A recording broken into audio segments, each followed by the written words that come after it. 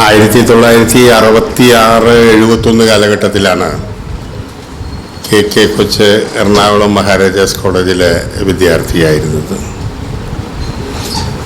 ആ കാലഘട്ടത്തിൽ മാത്രമല്ല, മഹാരാജാസ് കോളേജ് പൊതുസമൂഹത്തിന് നൽകിയ അതിപ്രശസ്തരായ ആളുകളുടെ കൂട്ടത്തിൽ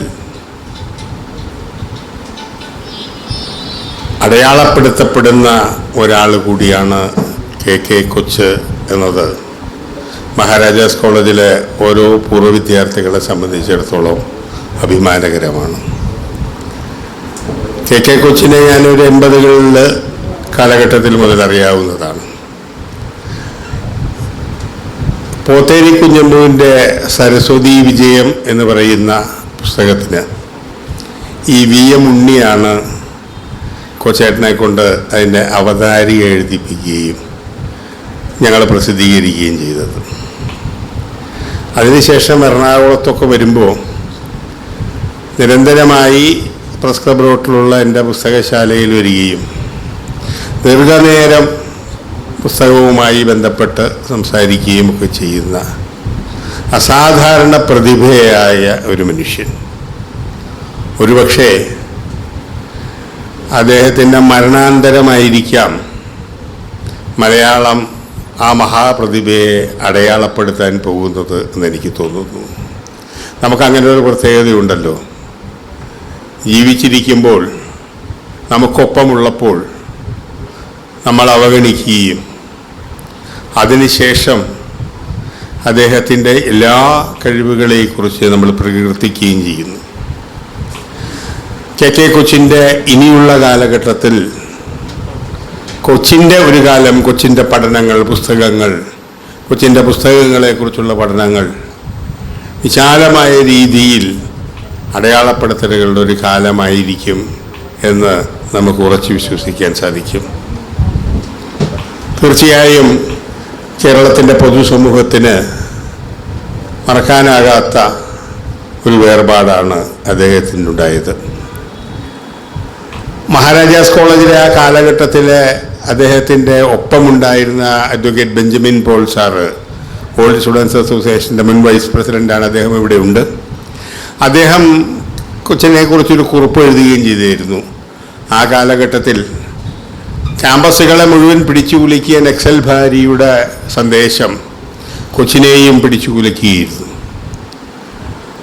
അതല്ലായിരുന്നെങ്കിൽ ഒരുപക്ഷെ മാതൃഭൂമിയിൽ ലേഖനങ്ങൾ എഴുതിയുന്ന പഠനകാലത്ത് തന്നെ മാതൃഭൂമിയിൽ പ്രസിദ്ധീകരിക്കപ്പെടുന്ന ലേഖനങ്ങൾ എഴുതിയ ആൾ എന്നുള്ള നിലയിൽ മഹാരാജീയ കലാലയത്തിൽ വലിയ അടയാളപ്പെടുത്തലുകളുടെ ഭാഗമായിരുന്നു കൊച്ചിനുണ്ടായിരുന്നത്.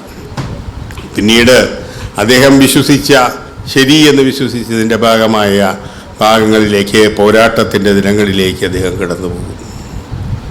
നന്നായി പഠിക്കുകയും നന്നായി വായിക്കുകയും നന്നായി എഴുതുകയും ആ എഴുത്തിലൂടെ ആയിരങ്ങളെ തൻ്റെ അനുയായികളായി മാറ്റുകയും ചെയ്ത ആ മഹാപ്രതിഭയുടെ സ്മരണകൾക്ക് മുമ്പിൽ ശിരസ് നമിച്ചുകൊണ്ട് ഞാൻ എൻ്റെ വാക്കുകൾ അവസാനിപ്പിക്കുന്നു. അദ്ദേഹത്തിനും അദ്ദേഹത്തിൻ്റെ കുടുംബാംഗങ്ങൾക്കും ഈ വലിയ നഷ്ടത്തിൽ ദുഃഖം രേഖപ്പെടുത്തി മഹാരാജാസ് കോളേജ് ഓൾഡ് സ്റ്റുഡൻസ് അസോസിയേഷൻ്റെ പ്രതിനിധി എന്ന നിലയിൽ ഞാൻ ആദരാഞ്ജലി അർപ്പിച്ചുകൊണ്ട് നിർത്തുന്നു. നന്ദി, നമസ്കാരം. ബഹുമാന്യരായ സദസ്സിലും വേദിയിലും ഉള്ള എല്ലാവർക്കും എൻ്റെ വിനീതമായ നമസ്കാരം.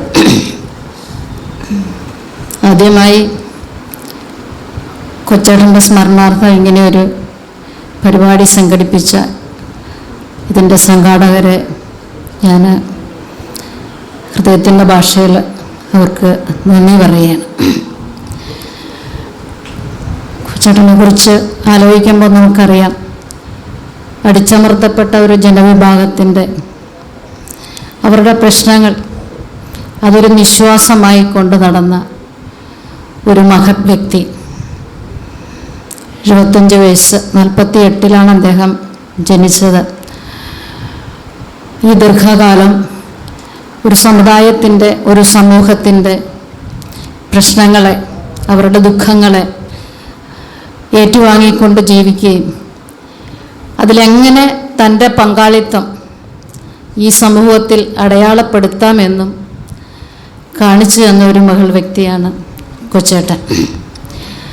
എന്നാൽ ആലോചിക്കുമ്പോൾ നാം നമ്മളെക്കുറിച്ച് ആലോചിക്കുന്നത് നാം മറ്റുള്ളവരെ അറിയുമ്പോഴാണ്. ശരിക്കും കൊച്ചേട്ടൻ്റെ ജീവിതത്തെ അറിയുമ്പോൾ, അദ്ദേഹത്തെ പഠിക്കുമ്പോഴാണ് ഞാനൊക്കെ എത്ര നിസ്സാരരാണ് എന്ന് നമ്മൾ മനസ്സിലാക്കുന്നത്. നമ്മൾ നോക്കുമ്പോൾ നമ്മൾ വിചാരിക്കും ഇവിടെ ഇരിക്കുന്ന എല്ലാവരും സമുദായ പ്രവർത്തകരാണ്. ഒരു തരത്തിലല്ലെങ്കിൽ മറ്റൊരു തരത്തിൽ ഓരോരോ പ്രശ്നങ്ങളെ ഏറ്റുകൊണ്ട്, സമൂഹത്തിൻ്റെ പ്രശ്നങ്ങളെ ഏറ്റുകൊണ്ട് അതിന് പരിഹാരം കാണുകയും അതിനെ ഉൾക്കൊള്ളുകയും ചെയ്യുകയും ചെയ്യുന്ന ആൾക്കാരാണ് ഇവിടെ ഇരിക്കുന്ന ഓരോരുത്തരും. അതായത് നമ്മുടേതായ അല്ലാത്ത, അല്ലെങ്കിൽ നമ്മുടെ സെൽഫിഷായിട്ടുള്ള, അല്ലെങ്കിൽ താൻ പോരുമയല്ലാതെ മറ്റുള്ളവർക്ക് വേണ്ടി ജീവിക്കുവാൻ, അവർക്ക് വേണ്ടി ഒരു കടപ്പാടോട് എൻ്റെ ജീവിതം കൊണ്ട് എങ്ങനെ ഞാൻ മറ്റുള്ളവർക്ക് വേണ്ടി ജീവിക്കാമെന്ന് കാണിച്ചു കൊടുക്കുന്ന ഒരു ജീവിതം നയിക്കുമ്പോൾ നമുക്ക് എത്രമാത്രം നിസ്സാരരാണ് എന്നുള്ളതാണ് ഞാൻ മനസ്സിലാക്കിയത്. ഞാൻ കൊച്ചേട്ടനെ പല പ്രാവശ്യമായിട്ട് ഒരുപാട് വേദിയിലുണ്ട്. അതുപോലെ ചില ധർണകളും അതുപോലെ യാത്രകളും ഒക്കെ ചെയ്തിട്ടുണ്ട്. ഞാൻ അവസാനമായി കാണുന്നത് ഞങ്ങളുടെ all India confederation of SC organisations എന്ന് പറഞ്ഞിട്ടൊരു സംഘടനയുടെ, ഞാൻ ഉൾപ്പെടുന്ന സംഘടനയുടെ ഒരു സമ്മേളനത്തിൽ അദ്ദേഹത്തെ കോട്ടയത്ത് വെച്ച് ആദരിക്കുന്നതിന് വേണ്ടി കൂടിയ സമയത്താണ് അവസാനമായിട്ട് കാണുന്നത്. അപ്പോൾ എന്നെ അറിയുമോയെന്ന് ഞാൻ ചോദിച്ചു. അറിയാമെന്നും പറഞ്ഞു. ഞാനൊരു പുസ്തകം, അദ്ദേഹം എനിക്ക് മുൻപ് സംസാരിച്ച അദ്ദേഹം പറഞ്ഞതുപോലെ ദലിതൻ എന്ന് പറഞ്ഞൊരു പുസ്തകവും ഞാൻ വായിച്ചു. ഇത് വായിക്കുമ്പോഴാണ് നമുക്ക് മനസ്സിലാക്കുന്നത് അദ്ദേഹത്തിൻ്റെ ജീവിതം അതെങ്ങനെയാണ് മുന്നോട്ട് പോയതെന്ന്. അതായത് ഞാൻ ഒറ്റ വാക്കിൽ പറഞ്ഞു കഴിഞ്ഞാൽ കേരളത്തിൻ്റെ പ്രശ്നങ്ങളെ, അല്ലെങ്കിൽ അതിൻ്റെ ആ ജീവിതത്തിൻ്റെ സ്പന്ദനമാക്കി എടുത്തു എന്ന് പറഞ്ഞാൽ അത് ഒട്ടും അതിശയോക്തിയല്ല.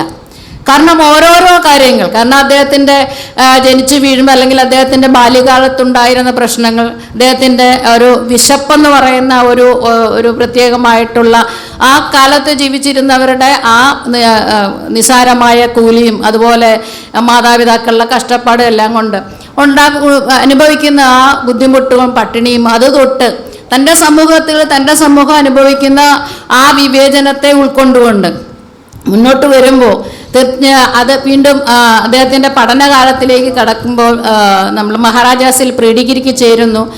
ആ പ്രീ ഡിഗ്രിക്ക് പഠിക്കുമ്പോഴാണ് ഈ പറഞ്ഞ പോലെ എനിക്ക് മുന്നേ സംസാരിച്ച അദ്ദേഹം പറഞ്ഞതുപോലെ നമ്മളിലൊക്കെ ഒരു ആവേശമായിട്ട് വരുന്ന, കാരണം അതുവരെ അസ്വാതന്ത്ര്യം അനുഭവിച്ച ഒരു ജനവിഭാഗത്തിനെ സ്വാതന്ത്ര്യം അല്ലെങ്കിൽ സ്വാതന്ത്ര്യ ചിന്ത കടന്നു വരാനായിട്ട് നമ്മളിൽ ഇടതുപക്ഷമായിട്ടുള്ള ചിന്തകൾ നമ്മൾ കടന്നു വരികയും നമ്മളതിനകത്ത് ആവേശമുക്തരായിക്കൊണ്ട് അതിനെ നമ്മൾ ജൈവിളിച്ച് നടക്കുകയും ചെയ്യുന്ന സമയം അതിലൊരു സമൂഹമുണ്ട് എന്ന് നമ്മൾ മറന്നു പോകുന്ന ചില സന്ദർഭങ്ങളുണ്ട്.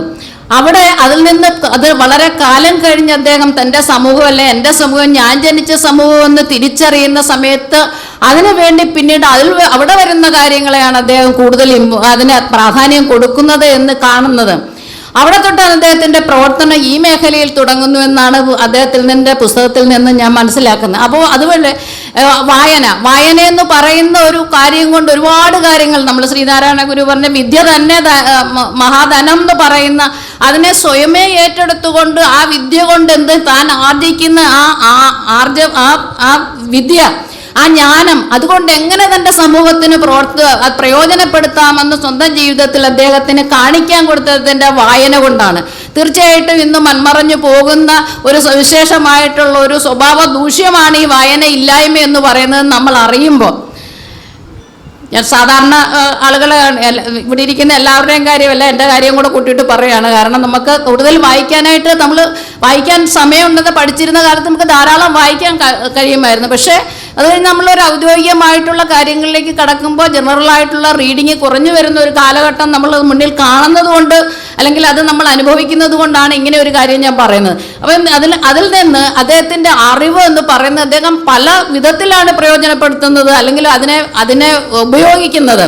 കാരണം കേരളത്തിൽ അല്ലെങ്കിൽ ഇന്ത്യയിൽ നടന്നു വരുന്ന അല്ലെങ്കിൽ അനുഭവിക്കേണ്ടി വരുന്നതായിട്ടുള്ള മാറി മാറി വരുന്ന നിയമങ്ങളെ, അല്ലെങ്കിൽ സർക്കാരുകൾ ചില നിയമങ്ങളെ മാറ്റുമ്പോൾ അതൊക്കെ എങ്ങനെ തൻ്റെ സമൂഹത്തെ ബാധിക്കുമെന്ന് കൃത്യമായിട്ടൊരു ധാരണ അദ്ദേഹം വെച്ച് പുലർത്തിയതിൽ നിന്ന് മനസ്സിലാകുന്ന EWS ഇത് ഇക്കണോമിക് റിസർവേഷൻ വീക്കർ സെക്ഷന് കൊടുക്കുന്ന റിസർവേഷൻ, അതായത് വർഷങ്ങൾക്ക് മുമ്പ് ഇവിടെ വരുന്ന സമയത്ത് അദ്ദേഹം അതിനെക്കുറിച്ച് ആലോചിച്ചിട്ട് ഇത് പാടില്ലല്ലോ ഈ സമൂഹത്തിൽ, അതായത് സാമുദായികമായ ഒരു സംവരണമാണ് വേണ്ടത്, അല്ലെങ്കിൽ സാമുദായികമായിട്ടുള്ള ആ അടിച്ചമർത്തലിന് അതിൻ്റേതായിട്ടുള്ള കാരണമാണ്, അല്ലെങ്കിൽ അതിൻ്റേതായിട്ടുള്ള ഒരാവശ്യമാണ് ഇന്ത്യൻ ഭരണഘടന നിർവചിച്ചിരിക്കുന്നതെന്നും അത് നിഷ്കർഷിക്കുന്നതെന്നും മനസ്സിലാക്കിക്കൊണ്ട് അന്നേ അതിനെ എതിർത്തുന്ന വർഷങ്ങൾക്ക് മുമ്പാണെന്ന് ആലോചിക്കണം. അതുപോലെ ഓരോ ചിന്തകളും പിന്നീട് നമുക്കറിയാം ആർട്ടിക്കിൾ 342 341 വരുന്ന അഡീഷൻ ഡിലീഷൻ വരുന്ന, അതായത് പട്ടികജാതിക്കാരിലേക്കും പട്ടികവർഗക്കാരിലേക്കും കൂടുതൽ ജാതികളെ കയറ്റി വിടുമ്പോൾ അതിനായിട്ടുള്ള ചില മാനദണ്ഡങ്ങളെ വളരെ വേഗത്തിൽ അല്ലെങ്കിൽ വളരെ നിഷ്പ്രയാസം ആ മാനദണ്ഡങ്ങളെ മാറ്റി നിർത്തിക്കൊണ്ട് ഇതിനുള്ളിലേക്ക് അത് പാർലമെന്റിൽ മാത്രം നിക്ഷിപ്തമായിരിക്കുന്ന ഒരു നിയമത്തെ അല്ലെങ്കിൽ ഒരു കാര്യത്തെ അതിനെ ഡോക്ടർ അംബേദ്കർ കൃത്യമായിട്ട് എഴുതി വെച്ചിരിക്കുന്ന കാര്യത്തിലേക്ക് മാറ്റം വരുത്തുമ്പോൾ വളരെ അതിന് അപ്പോൾ തന്നെ അതിന് സടകുടം എഴുന്നേൽക്കുവാണ്. അദ്ദേഹം നമ്മുടെ അഡ്വക്കേറ്റ് KV കുമാരൻ എന്ന് പറയുന്ന അദ്ദേഹത്തിന് ഒരു ജീനിയസ് ആയിരുന്നു. കാരണം കേരള ഹൈക്കോടതിയിൽ അദ്ദേഹം പ്രാക്ടീസ് ചെയ്തതിന് മുമ്പ് അദ്ദേഹം വളരെ മുൻപ് തന്നെ 1950കളിലും 57ലോട്ട് അദ്ദേഹം ഒരു വക്കീലായിട്ടുള്ള ആളാണ്. അതായത് നമ്മുടെ സമൂഹത്തിൽ എവിടെ ഈ സമൂഹത്തിന് അല്ലെങ്കിൽ അടിച്ചമർത്തപ്പെട്ട അല്ലെങ്കിൽ SC/ST സമൂഹത്തിന് എവിടെ നിയമത്തിന് ഒരു ബുദ്ധിമുട്ട് വരും, അല്ലെങ്കിൽ അവരുടെ സ്വാതന്ത്ര്യത്തിലേക്ക് അല്ലെ അവരുടെ അവകാശത്തിലേക്ക് കടന്നു കയറുന്ന ചില പ്രശ്നങ്ങൾ വരുമ്പോൾ അദ്ദേഹം വളരെ അത് അറിയുകയും കാരണം അത്രമാത്രം പ്രസൻസ് ഓഫ് മൈൻഡോട് കൂടി ഈ സമൂഹത്തിൽ ഇങ്ങനെ ഒരു നിയമം വന്നു കഴിഞ്ഞാൽ അത് എങ്ങനെ എൻ്റെ സമൂഹത്തെ ബാധിക്കുമെന്ന് അറിയുകയും ചെയ്യുന്ന ഒരു വ്യക്തിയായിരുന്നു അഡ്വക്കേറ്റ് KV കുമാരൻ എന്ന് പറയുന്ന അദ്ദേഹത്തിൻ്റെ കൂടെ ഞങ്ങൾ ഒരുമിച്ച് പല കേസുകളും ഞാൻ വന്ന ഇടയ്ക്ക് ചെയ്തിട്ടുണ്ട്.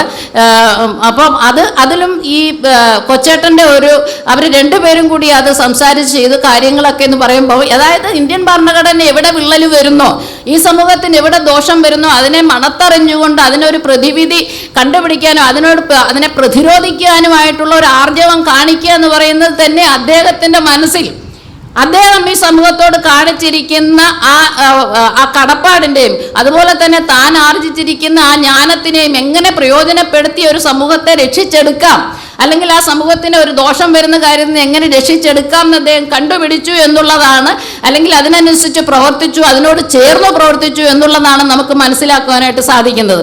അപ്പോൾ അങ്ങനെ അദ്ദേഹത്തിൻ്റെ ആ ദലിതൻ എന്നുള്ള പുസ്തകത്തിൽ തന്നെ നമ്മൾ കാണുന്നത് അദ്ദേഹം അട്ടപ്പാടിയിൽ പോയ കാര്യങ്ങൾ കാണുന്നുണ്ട്, അദ്ദേഹം വയനാട്ടിൽ പോയ കാര്യങ്ങൾ കാണുന്നുണ്ട്, അദ്ദേഹത്തിന് എങ്ങനെ ഈ സമൂഹത്തിലെ അസമത്വത്തോട് ഈ വിവേചനത്തോട് പ്രതികരിക്കണം എന്നുള്ള ചിന്തയിൽ അതിൻ്റെ പ്രവൃത്തിയിൽ പല കാര്യങ്ങളും അദ്ദേഹം പല പരീക്ഷണങ്ങളും നടത്തിയെന്നാണ് നമുക്ക് അതിൽ നിന്നും മനസ്സിലാക്കുന്നത്. അപ്പം കൃത്യമായി പറഞ്ഞു കഴിഞ്ഞാൽ നമുക്കറിയാം, നമ്മുടെ ഒരു സമൂഹത്തിന് വേണ്ടി മാത്രം തൻ്റെ ജീവിതത്തെ മുഴുവൻ ഒഴിഞ്ഞു വെച്ചു എന്ന് പറയുമ്പം നമുക്ക് അദ്ദേഹത്തെ അംബേദ്കറോട് ഉപമിക്കാം, അയ്യങ്കാളിയോട് ഉപയോഗിക്കാം, പൊയ്യലപ്പച്ചനോട് ഉപമിക്കാം, അങ്ങനെ കല്ലറ സുകുമാരനോട് സാറിനോട് ഉപമിക്കാം. ഇങ്ങനെ തുടങ്ങിയിട്ടുള്ള അതായത് ഈ സമൂഹത്തിന് വേണ്ടി പ്രവർത്തിച്ച ഏത് മനുഷ്യരോടും നമുക്ക് അദ്ദേഹത്തെ ഉപമിക്കാൻ കഴിയും എന്നുള്ളതും അദ്ദേഹത്തിൻ്റെ പുസ്തകം വായിക്കുമ്പോൾ നമുക്കറിയുന്നത് ഈ അസമത്വത്തോട് പൊരുതി ജയിക്കാൻ അദ്ദേഹം ഒരു സമൂഹത്തെ വാർത്തെടുക്കാനായിട്ട് അദ്ദേഹത്തിന് കഴിഞ്ഞു എന്നുള്ളതുമാണ് ഈ ഭാരത് ടൂറിസ്റ്റ് ഹോമിൽ ഇങ്ങനെ ഒരു അനുസ്മരണ യോഗം നടത്താൻ തന്നെ തീരുമാനിക്കപ്പെട്ടത് എന്ന് പറയുമ്പോൾ തീർച്ചയായിട്ടും അദ്ദേഹത്തിൻ്റെ ആശയങ്ങൾ, അദ്ദേഹത്തിൻ്റെ ജീവിതം, അദ്ദേഹത്തിൻ്റെ ജീവിതചര്യ, ഇതെല്ലാം അദ്ദേഹത്തിൻ്റെ ചിന്ത, അദ്ദേഹത്തിൻ്റെ വീക്ഷണം, അദ്ദേഹത്തിൻ്റെ ജീവിതത്തിൽ വന്നുപോയിട്ടുള്ള ഓരോ സംസാരങ്ങളും മറ്റുള്ളവരുമായി പങ്കുവെച്ച് അദ്ദേഹത്തിൻ്റെ സംസാരങ്ങൾ, അദ്ദേഹത്തിൻ്റെ മനസ്സിലുണ്ടായിരുന്ന ആശയങ്ങൾ അത് മറ്റുള്ളവരുമായി ഷെയർ ചെയ്യപ്പെട്ടു എന്നുള്ളത് നമുക്ക് മനസ്സിലാകുന്നു. ആ മനസ്സിലാക്കിയതിൻ്റെ ഭാഗമാണ് ഇന്നത്തെ ഇങ്ങനത്തെ ഒരു സമ്മേളനം, നമ്മൾ ഈ സമ്മേളനം നടത്തുവാനും നമ്മൾക്ക് അതിനകത്ത് പങ്കുചേരുവാനും സാധ്യമായത് എന്നുള്ളതാണ് നമുക്കിതിനകത്ത് നിന്ന് മനസ്സിലാക്കുന്നത്. തീർച്ചയായിട്ടും വളരെയധികം പേര് സംസാരിക്കാനുണ്ട്. എങ്കിൽ പോലും നമുക്കറിയാം നമ്മുടെ സമൂഹത്തിൽ വന്നുകൊണ്ടിരിക്കുന്ന മാറ്റങ്ങൾ. ഞാൻ പൊയ്യയിലപ്പച്ചൻ അല്ലെങ്കിൽ പൊയ്യൽ ശ്രീകുമാര ഗുരുദേവന്റെ ഒരു അങ്ങനെ അദ്ദേഹത്തെ വിശ്വസിച്ചിരുന്ന ഒരു വീട്ടിൽ ജനിച്ചതുകൊണ്ട് അതുകൊണ്ട് എന്നെ സംബന്ധിച്ച് എനിക്കതൊരു ഞാൻ താണവരാണ് എന്നുള്ള ഒരു കാര്യമൊന്നും തോന്നിയില്ല. താണവരല്ല, നാം ആദ്യ ദ്രാവിഡർ ആദ്യ സ്വയംഭൂവ വംശമാണ് എന്ന് പറഞ്ഞ് അത് കേട്ടുകൊണ്ട് വളർന്നുകൊണ്ട് ഒരിക്കലും എനിക്കത് തോന്നിയിട്ടില്ല. കാരണം എനിക്ക് മറ്റുള്ളവരെക്കാളും ഞാൻ താഴ്ന്നവരാണ് അല്ലെങ്കിൽ താണവരാണ് എന്നുള്ളൊരു തോന്നൽ എനിക്കുണ്ടായിട്ടില്ല. പക്ഷേ നമ്മുടെ സമൂഹത്തിന് അത് അങ്ങനെ നമ്മുടെ മുൻപുള്ള സമൂഹത്തിനും ഇപ്പോഴുള്ള സമൂഹത്തിനും അങ്ങനെ തോന്നുന്നുണ്ടെങ്കിൽ തീർച്ചയായിട്ടും ആ വിവേചനം ഇന്നും തുടരുന്നു. അതുകൊണ്ടാണ് നമുക്കറിയാം 1989 SC/ST prevention of atrocities act പറയുന്ന നിയമം തന്നെ വന്നത്. അത് കുറച്ചുകൂടെ കഠിനമായിട്ട് 2015 വീണ്ടും അമെൻഡ് ചെയ്യണമെങ്കിൽ തീർച്ചയായിട്ടും പണ്ട് നിലനിരുന്ന ആ അടിമത്ത മനോഭാവം ഇപ്പോഴും നിലനിൽക്കുന്നു എന്നുള്ളതാണ് നമ്മൾ മനസ്സിലാക്കുന്നത്. ഞാനിത് പറഞ്ഞതിന് കാരണം ഇപ്പോഴും കഴിഞ്ഞ ദിവസവും ഇതുപോലെ തന്നെ ഒരു ഫാർമസിസ്റ്റിനെ ജാതി പറഞ്ഞ് ആക്ഷേപിച്ചതിന് അവരൊരു എൻ്റെ അടുത്ത് അവർക്ക് ഒരു പരാതി എഴുതി കൊടുക്കണമെന്നും പറഞ്ഞ് വരികയുണ്ടായി. പക്ഷേ അങ്ങനെയുള്ള സംഭവങ്ങൾ നമ്മുടെ സമൂഹത്തിൽ വരുമ്പോൾ അതെല്ലാം ഒരു മിസ്യൂസ് ചെയ്യപ്പെടുന്നു എന്ന് പറഞ്ഞു പോകുന്ന ചില അവസ്ഥകളും നമ്മൾ കാണുമ്പോൾ ഈ സമൂഹത്തിൽ നിയമവും തെറ്റിദ്ധരിക്കപ്പെടുന്നു, അല്ലെ നിയമവും വളച്ചൊടിക്കപ്പെടുന്നു എന്നുള്ള കാര്യങ്ങൾ നമ്മൾ കാണുന്നുണ്ട്. അതുപോലെ തന്നെ അത് മാത്രമല്ല കോൺസ്റ്റിറ്റ്യൂഷന്റെ പല കാര്യങ്ങളും നമുക്കറിയാം. പുതിയതായിട്ട് വന്ന ചില ജഡ്ജ്മെന്റ്സ് ഒക്കെ കാണുമ്പോൾ നമുക്കറിയാം സബ് ക്ലാസിഫിക്കേഷൻ. പക്ഷേ സണ്ണി കബിക്കാടിനൊക്കെ അറിയാം, നമുക്ക് എല്ലാവരും നമ്മൾ അതിനെക്കുറിച്ചൊക്കെ ചിന്തിക്കാം. അപ്പോൾ അങ്ങനെയുള്ള ചില സബ് ക്ലാസിഫിക്കേഷൻസ് ഒക്കെ എന്നൊക്കെ വരുമ്പോൾ അംബേദ്കർ വളരെ ദീർഘവീക്ഷണത്തോടുകൂടി വളരെ മുമ്പ് തന്നെ വളരെ ആളുകളോട് പലപൊരുതി അവരോട് മത്സരിച്ചുകൊണ്ട് തൻ്റെ ചിന്തയെ അത് കൃത്യമായിട്ട് പോകണമെന്നുള്ള ധാരണയോട് കൊണ്ടുവന്ന പല നിയമങ്ങളും ഇന്ത്യൻ ഭരണഘടനയിൽ നിന്നും മാഞ്ഞു പോകുന്ന അല്ലെങ്കിൽ മാറ്റിമറിക്കപ്പെടുന്ന സംഭവങ്ങൾ വരുമ്പോൾ തീർച്ചയായിട്ടും നമുക്ക് വേണ്ടത് കൊച്ചേട്ടനെ പോലെയുള്ളവർ ഒഴിച്ചിട്ടിരിക്കുന്ന ആ സിംഹാസനത്തെ എന്നും ഇരിക്കുവാനായിട്ട് ചില ആളുകൾ ഉണ്ടാവണം എന്നുള്ളതാണ്. ആ ഒരു പ്രത്യാശയാണ് നമ്മളിൽ പകർന്നു തന്നിട്ട് കൊച്ചേട്ടൻ പോയിരിക്കുന്നത്. അപ്പോൾ തീർച്ചയായിട്ടും നമ്മൾ നമ്മുടെ ദൗത്യം, ഞാൻ പറഞ്ഞല്ലോ, മറ്റുള്ളവരെ ആലോചിക്കുമ്പോഴാണ്, അവരെ കൺസിഡർ ചെയ്യുമ്പോഴാണ്, അവരുടെ കാര്യങ്ങൾ പഠിക്കുമ്പോഴാണ് നാം എത്ര ചെറുതാണ് അല്ലെങ്കിൽ നിസ്സാരരാണെന്ന് നമ്മൾ മനസ്സിലാക്കുന്നത്. നമുക്കറിയാം, നമ്മൾ ഓരോരുത്തരും ഓരോരോ കാര്യങ്ങളായിട്ട് സമൂഹത്തിന് വേണ്ടി ചെയ്യുന്നവരാണ്. പക്ഷേ അദ്ദേഹത്തിൻ്റെ ആ പ്രവർത്തനത്തെ അറിയുമ്പോഴാണ് നമ്മൾ എത്ര നിസ്സാരരാണെന്ന് നമ്മൾ മനസ്സിലാക്കുന്നത്. അപ്പോൾ അതുകൊണ്ട് തന്നെ നമ്മൾ അദ്ദേഹത്തിൻ്റെ ഒരു ജീവിത പന്ഥാവ് തുടരാനും നമുക്ക് ചെയ്യാനായിട്ട് ഒരുപാടുണ്ട് എന്ന് നമ്മൾ മനസ്സിൽ ഉൾക്കൊള്ളുകയും ഒരു നല്ല സമൂഹത്തിൻ്റെ ഒരു നല്ല മാറ്റത്തിന് വേണ്ടി നമുക്ക് ജീവിക്കുവാനും അതുപോലെ പ്രവർത്തിക്കുവാനും നമുക്ക് കഴിയുന്ന വിധം നമ്മൾ അതുപോലെ ഒരുങ്ങപ്പെടട്ടെ, അല്ലെങ്കിൽ നമ്മൾ ഒരുക്കപ്പെടട്ടെ, നമ്മുടെ ചിന്തകൾ അതനുസരിച്ചൊരു മാറ്റപ്പെടട്ടെ, അല്ലെങ്കിൽ ചിന്തകൾ അതനുസരിച്ച് വളരട്ടെ എന്ന് മാത്രം ആശംസിച്ചുകൊണ്ട് ഈ പരിപാടി സംഘടിപ്പിച്ച എല്ലാവർക്കും ഒരിക്കൽ കൂടി ഞാൻ അഭിനന്ദനം അർപ്പിച്ചുകൊണ്ട് നമുക്ക് വേണ്ടി മാത്രം ജീവിച്ചു, ഞാൻ പറഞ്ഞല്ലോ ആദ്യം പറഞ്ഞതുപോലെ നമ്മുടെ പ്രശ്നങ്ങളെ അദ്ദേഹത്തിൻ്റെ നിശ്വാസമായിട്ട് എടുത്തുകൊണ്ട് ജീവിച്ച ഒരു മഹാമനുഷ്യൻ്റെ ഓർമ്മയ്ക്ക് മുമ്പിൽ നമ്മളെല്ലാവരും എന്നും കടപ്പെട്ടിരിക്കുന്നു. അദ്ദേഹത്തിൻ്റെ മുന്നിൽ എൻ്റെ സ്മരണാഞ്ജലി അർപ്പിച്ചുകൊണ്ട് എൻ്റെ വാക്കുകളെ നിർത്തട്ടെ. നന്ദി, നമസ്കാരം. സുഹൃത്തുക്കളെ, ഇവിടെ മുമ്പ് സംസാരിച്ചവരും കുറേ പേര് കേട്ടിട്ടില്ല. ചില ആരോഗ്യ പ്രശ്നം കൊണ്ട് വരാൻ എത്താൻ വയ്യതാണ്, ഞാൻ കേട്ടില്ല. പക്ഷേ ഒരു കാര്യം എനിക്ക് ഉറപ്പായി പറയാൻ കഴിയും, ഇവിടെ സംസാരിക്കുന്ന മറ്റാരേക്കാളും സംസാരിക്കാൻ യോഗ്യത കുറഞ്ഞ ആളാണ് ഞാൻ. 1990, 2000 വരെ നേരത്തെ പറഞ്ഞ ഒരു സാമൂഹ്യ വീക്ഷണത്തിൽ പൂർണ്ണമായും അടിയുറച്ച് വിശ്വസിച്ചിരുന്ന ഒരാളാണ്. ഓർത്തഡോക്സ് മാർസിയൻ എന്നോ മേൽക്കൂര അടിത്തറ എന്നോ ഒക്കെ വിശ്വസിക്കാവുന്ന അതിൻ്റെ ഇന്ത്യയിൽ അതെങ്ങനെ നടപ്പായില്ല, എന്താണ് അതിൻ്റെ ഇന്ത്യൻ പ്രശ്നങ്ങളെന്ന് അന്ന് എനിക്ക് മനസ്സിലായിരുന്നില്ല. ഒരുപക്ഷെ 90കളുടെ അവസാനത്തോടു കൂടിയാണ് കേരളത്തിൽ നടക്കുന്ന ചെറിയ ചെറിയ ജനകീയ പ്രതിരോധങ്ങളുമായി ബന്ധപ്പെടാൻ എനിക്ക് അവസരം കിട്ടുന്നത്. യഥാർത്ഥത്തിൽ അതിലാദ്യം, അതിൻ്റെ താത്വിക വിശകലനത്തിനൊന്നും എനിക്കറിയില്ല, അതിലാദ്യമായി ഞാൻ ബന്ധപ്പെടുന്ന ആൾ കൊച്ചേട്ടനാണ്. കൊച്ചേട്ടനുമായി നിരവധി വേദികളിൽ വ്യക്തിപരമായും അല്ലാതെയും സംസാരിക്കാൻ അവസരം കിട്ടിയിട്ടുണ്ട്. അദ്ദേഹത്തിൻ്റെ മാധ്യമം വാരികയിലൊക്കെ വരുന്ന ലേഖനങ്ങൾ നിരന്തരമായി വായിക്കുകയും ചിലപ്പോൾ എനിക്ക് അഭിപ്രായ വ്യത്യാസങ്ങൾ, കാരണം എൻ്റെ നിലപാട് തറ വേറെയാണ്, ഞാൻ എങ്ങനെയാണോ കൊച്ചേട്ടാ എന്ന് വിമർശനാത്മകമായി ഞങ്ങൾ തമ്മിൽ സംസാരിക്കുകയൊക്കെ ചെയ്തൊരു കാലഘട്ടം ഉണ്ടായിട്ടുണ്ട്. കാരണം എനിക്കറിയില്ല, എൻ്റെ അറിവ് ആ അർത്ഥത്തിലല്ല. ഇപ്പം കേരള വികസന മാതൃക എന്ന് പറയുന്ന ലോക തട്ടിപ്പ് നടത്തിയ ഒരു സാധനം. അതെന്താണെന്നുള്ളത് ഞാനതിൽ വിശ്വസിച്ചിരുന്ന ഒരാളാണ്, കേരള വികസന മാതൃകയിൽ വിശ്വസിച്ചിരുന്ന ഒരാളാണ്. യഥാർത്ഥത്തിൽ അത് എത്രത്തോളം പൊള്ളയാണ് എന്ന് എനിക്കെങ്കിലും ബോധ്യം വരുന്നത് 90കളുടെ രണ്ടാം പകുതിയിൽ അല്ലെങ്കിൽ 2000 മുതൽക്കുള്ള ജനങ്ങളുമായുള്ള എൻ്റെ ഇടപെടലിലൂടെയാണ്. അങ്ങനെ ഇടപെടുമ്പോഴാണ് ഇപ്പം നേരത്തെ പറഞ്ഞ പോലെ സംവരണത്തെ സംബന്ധിച്ച്, അല്ലെങ്കിൽ ഭൂമിയെ സംബന്ധിച്ച്, ഭൂപരിഷ്കരണത്തെ സംബന്ധിച്ച്, സാമൂഹ്യ അധികാരത്തെ സംബന്ധിച്ച്, അതിൻ്റെ പങ്കാളിത്തത്തെ സംബന്ധിച്ച്, സമുദായം എന്ന് പറയുന്ന സങ്കല്പത്തെ സംബന്ധിച്ച് ഒക്കെ ഒരു ക്ലാരിറ്റി തരുന്ന ആൾ കൊച്ചേട്ടനാണ്. അത് ഒരു സംശയമില്ല. അജയ് പറഞ്ഞ പോലെ എന്നെപ്പോലെ ഒരു വിദ്യാർത്ഥി എന്ന നിലയ്ക്ക്, സാമൂഹ്യശാസ്ത്ര വിദ്യാർത്ഥി എന്ന നിലയ്ക്ക് ഒരു ക്ലാരിറ്റി ഏറ്റവും കൂടുതൽ നൽകിയിട്ടുള്ള ആ ഘട്ടത്തിൽ, പ്രത്യേകിച്ചും 2000-ലെ ആദ്യത്തെ ദശകത്തിൽ പ്രത്യേകിച്ച് ആ വിഷയത്തിൽ, ഇപ്പോൾ ചെങ്ങറ വിഷയമായാലും പ്ലാച്ചിമട വിഷയമായാലും ഞാൻ കൊച്ചേട്ടനുമായി നിരന്തരം സംസാരിക്കുന്നുണ്ട്. ഞാനതിൽ എനിക്ക് പറയാനുള്ളൊരു കാര്യം, ഒരു ദളിത് അല്ലെങ്കിൽ അത്തരം ഒരു രാഷ്ട്രീയവുമായി ബന്ധപ്പെട്ടുകൊണ്ടാണ് ഞാൻ എൻ്റെ പേര് തന്നെ മാറ്റുന്നത്. എൻ്റെ പേരിൽ 2002 വരെ നീലകണ്ഠൻ നമ്പൂതിരി എന്നുണ്ടായിരുന്നു. ഞാനത് മാറ്റാൻ തീരുമാനിക്കുന്നത് അത് ബോധപൂർവമുള്ള വാല് മുറിച്ച് കളയുന്ന ചിലന്തയുടെ പോലെ തന്നെയാണ്. അതെൻ്റെ ഒരു തിരുത്തലാണ്. എനിക്ക് തിരുത്താൻ കഴിയുന്ന അത്രയേ ഉള്ളൂ. ആ തിരുത്തലാണ്. അതിനൊക്കെ വളരെ വളരെ സഹായിച്ച ഒരാളാണ് കൊച്ചേട്ടൻ. അപ്പം എന്നെ മാറ്റിയ ഒരാളാണ് അർത്ഥത്തിൽ. അതിൽ നേരെ ചില ആളുകളില്ലെന്ന് ഞാൻ പറയുന്നില്ല. പക്ഷേ നേരിട്ട് ഈ സംവാദത്തിൽ ഇങ്ങനെയാണോ അങ്ങനെയാണോ എന്ന് ഉള്ള തർക്കത്തിൽ ഞാൻ വലിയ കൺഫ്യൂഷനിലുള്ള ആളായിരുന്നു. കാരണം എൻ്റെ വിശ്വാസ പ്രമാണങ്ങളും സാമൂഹ്യ യാഥാർത്ഥ്യങ്ങളും തമ്മിൽ പൊരുത്തപ്പെടുന്നില്ല. ഇപ്പോൾ ഭൂപരിഷ്കരണം സംബന്ധിച്ച് കേരളത്തിൽ ഭൂപരിഷ്കരണം അവസാനിച്ചു എന്ന് ഞാനടക്കമുള്ള ആളുകൾ വിശ്വസിച്ചിരുന്നു. അത് 60-70 ജനുവരി 1 എല്ലാം തീർന്നു, എല്ലാ പരിപാടിയും തീർന്നു, ഇനി ആർക്കും ഇവിടെ ഭൂമി കിട്ടാനൊന്നുമില്ല എന്ന് വിശ്വസിച്ചിരുന്ന ഞാൻ ഭൂമിയുടെ കാര്യം പറഞ്ഞത് അത് ഒറ്റ കാര്യം ഞാൻ പറയുന്നുള്ളൂ. ഞാൻ അതിൽ നിന്നാണ് ഒരുപക്ഷെ ഭൂമിയുടെ ഉടമസ്ഥതയും ഭൂമിയുടെ വിനിയോഗവും ഭൂമിയുടെ രീതികളും ഒരു പരിസ്ഥിതിയാണ് എൻ്റെ ബാക്ക്ഗ്രൗണ്ട് എന്നുള്ളതുകൊണ്ട് ഞാൻ അതിൽ നിന്നുകൊണ്ട് തുടങ്ങിയത്. അപ്പോൾ ഭൂമിയുടെ വിനിയോഗത്തിൽ ഭൂമിയുടെ ഉടമസ്ഥതയിൽ എത്തുമ്പോഴാണ് യഥാർത്ഥത്തിൽ കേരള ഭൂപരിഷ്കരണം എന്ന് പറയുന്നത് എവിടെയാണ് നിൽക്കുന്നത്. അതിൻ്റെ തുടർന്നാണ് ചെങ്ങറയിൽ സമരം വരുന്നതും ഭൂമിയുടെ അവകാശത്തിന് വേണ്ടിയുള്ള സമരത്തിൽ പൂർണ്ണമായും കൂടെ നിൽക്കാൻ നമ്മൾ തീരുമാനിക്കുന്നതൊക്കെ അതിൻ്റെ ഭാഗമായിട്ടാണ്. അപ്പോൾ ഞാൻ കൊച്ചേട്ടനെ ഓർക്കുന്നത് ഞാൻ എന്നിലൂടെയാണ്. നമുക്ക് ഓർക്കാൻ കഴിയുക നമ്മുടെ ബുദ്ധി കൂടെ നമുക്ക് ഓർക്കാൻ കഴിയും. എൻ്റെ വായനയിലൂടെ, എൻ്റെ അറിവിലൂടെ, പരിമിതിയിലൂടെയാണ്.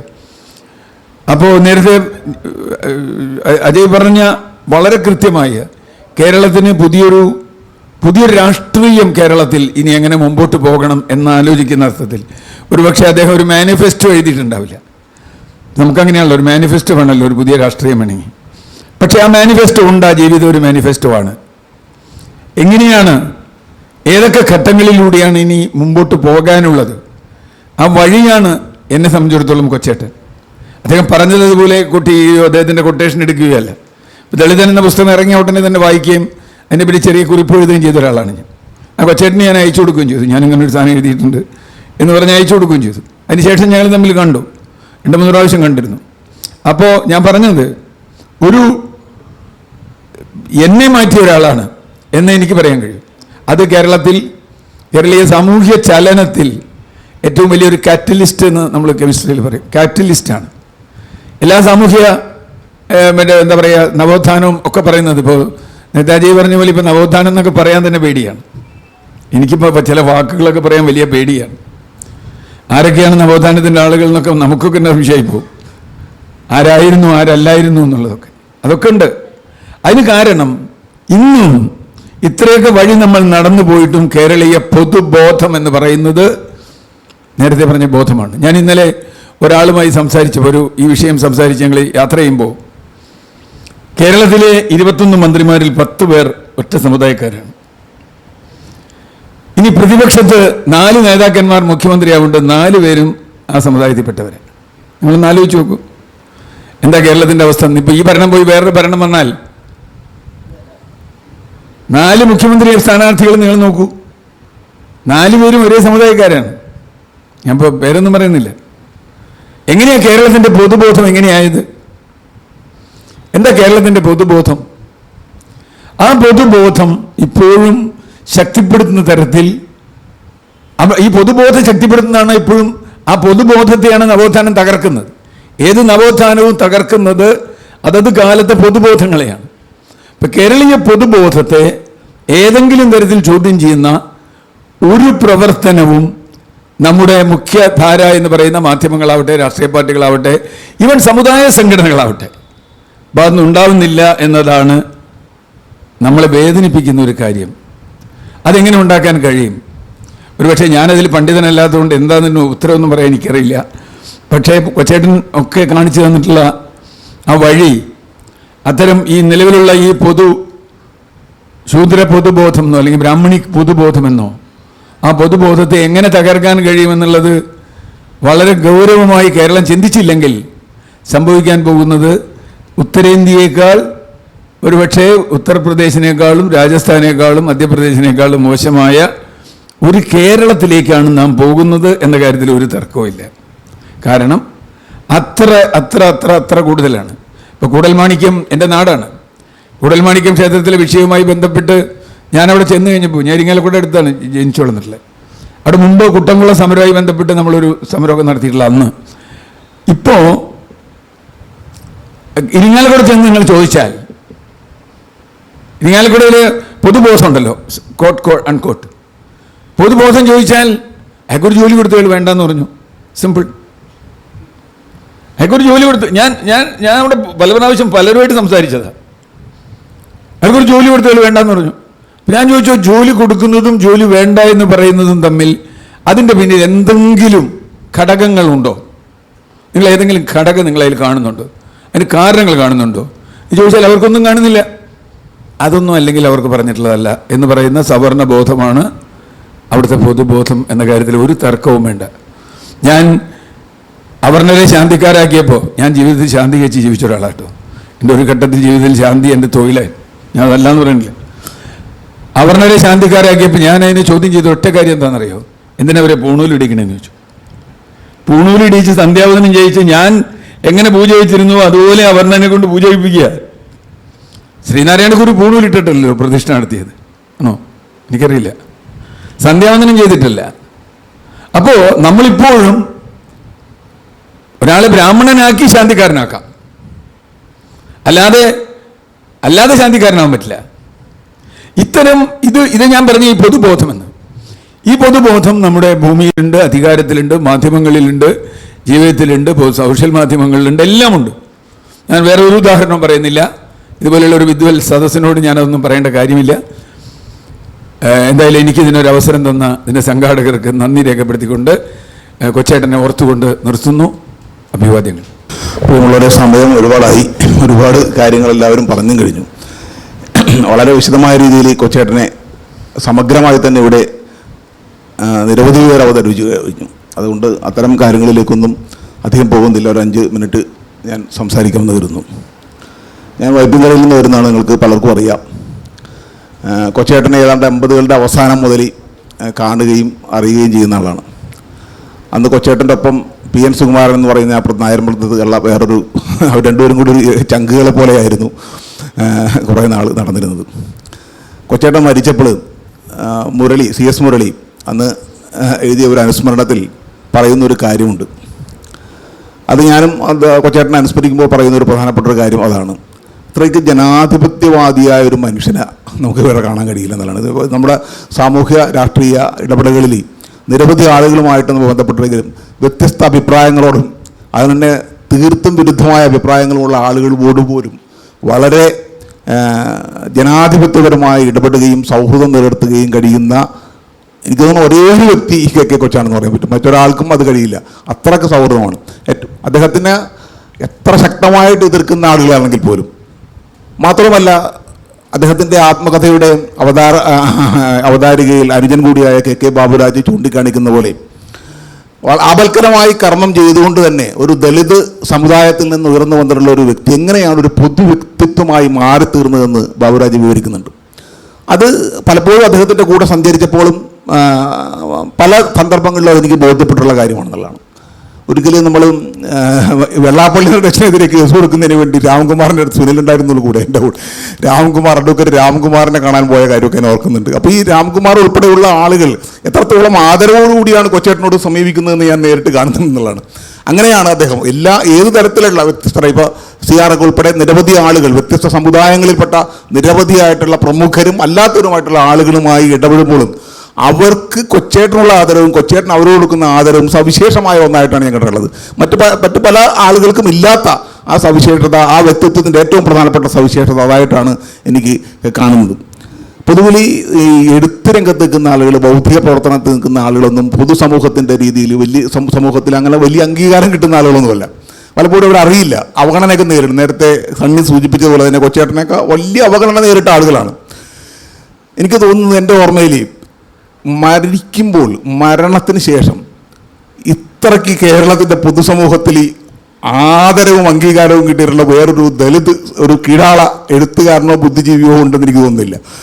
കാരണം മിക്കവാറും എല്ലാ പൊതുമാധ്യമങ്ങളും ജന്മഭൂമി ഒഴിച്ചു ബാക്കി എല്ലാ മാധ്യമങ്ങളും അത്രയ്ക്ക് വലിയ ഒരു ആദരമാണ് കെ കൊച്ചിന് കൊടുത്തത്. ഞാനത് സോഷ്യൽ മീഡിയ വിശ്വസിച്ചാലും കാണാൻ പറ്റും. സോഷ്യൽ മീഡിയയിൽ ആ ദിവസം കൊച്ചേട്ടൻ്റെ കാര്യമല്ലാതെ വേറൊരു പോസ്റ്റ് ഇടുന്നില്ല എന്നുള്ളതാണ്. നമ്മൾ നിരന്തരമായി ഇതിൽ ലൈക്കിട്ടി പോകുക എന്നുള്ളതാണ്.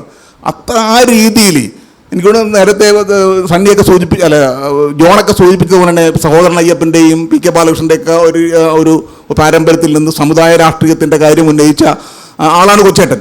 പക്ഷേ PK ബാലകൃഷ്ണൻ മരിച്ചപ്പോൾ പോലും കിട്ടിയിട്ടില്ലത് ഞാൻ ശ്രദ്ധിച്ചിട്ടുണ്ട്. PK ബാലകൃഷ്ണൻ മരിച്ചപ്പോഴും മാധ്യമങ്ങളിൽ ഇത്രക്ക് വലിയ ആദരം കിട്ടില്ല. ആ അർത്ഥത്തിൽ കൊച്ചേട്ടന് വളരെ അർഹതപ്പെട്ടൊരു അംഗീകാരം കിട്ടി എന്നുള്ള കാര്യത്തിൽ വളരെ സന്തോഷമുള്ള ആളാണ്. അത് തീർച്ചയായിട്ടും അദ്ദേഹത്തിൻ്റെ ബൗദ്ധികമായ ഇടപെടൽ കൊണ്ടാണ് ഞാൻ കരുതുന്നത്. കാരണം ഈ പൊതു വ്യക്തിത്വമായി മാറുമ്പോൾ അദ്ദേഹം ഇടപെട്ട അദ്ദേഹത്തിൻ്റെ രാഷ്ട്രീയ പ്രവർത്തനങ്ങളും സാമൂഹിക പ്രവർത്തനങ്ങളും ആക്ടിവിസും അല്ല, അതിനപ്പുറത്ത് അദ്ദേഹത്തിൻ്റെ ബൗദ്ധിക ഇടപെടലാണ് ഏറ്റവും പ്രധാനമായിട്ട് അദ്ദേഹത്തിനെ ഒരു പൊതു വ്യക്തിത്വമായിട്ട് കേരളത്തിൽ മാറ്റി തീർത്തതെന്നാണ് ഞാൻ കരുതുന്നത്.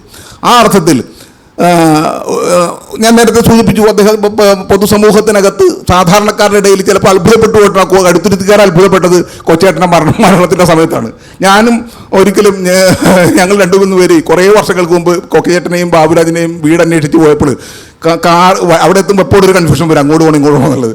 ആ കൺഫ്യൂഷൻ വരുന്ന സമയത്ത് ആ പ്രദേശത്തെ വീട്ടുകാരോടൊക്കെ ചോദിച്ചു, KK കൊച്ചിനറിയോ? ആരാണ്? ആർക്കും അറിയില്ല. KK ബാബുരാജിന് അറിയില്ല, എഴുത്തുകാരനാണ് എന്നൊക്കെ നമ്മൾ പരിചയപ്പെടുത്തുന്നുണ്ട്, അവർക്ക് അറിയുന്നില്ല.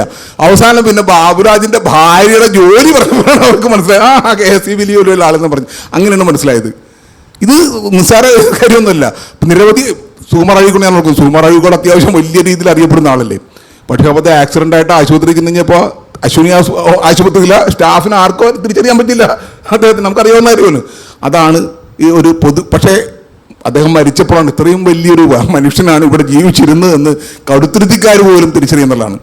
പക്ഷെ നമ്മുടെ യാഥാർത്ഥ്യം എന്താണെന്ന് വെച്ചാൽ, കൊച്ചേട്ടൻ നമ്മളുടെ മുന്നിൽ വെച്ചിട്ടുള്ള ഈ രാഷ്ട്രീയവും ഈ അദ്ദേഹത്തിൻ്റെ ചിന്തകളും എത്രത്തോളം നമുക്ക് മുന്നോട്ട് കൊണ്ടുപോകാൻ കഴിയുമെന്നുള്ളതാണ് നമ്മൾ ഈ സന്ദർഭത്തിൽ ആലോചിക്കേണ്ട ഒരു വിഷയം. കാരണം അത്രക്ക് പ്രധാനപ്പെട്ട, അത്രക്ക് വലിയൊരു സങ്കീർണമായ ഒരു സാമൂഹിക സാഹചര്യത്തിലൂടെ കടന്നു പോകുന്നത്.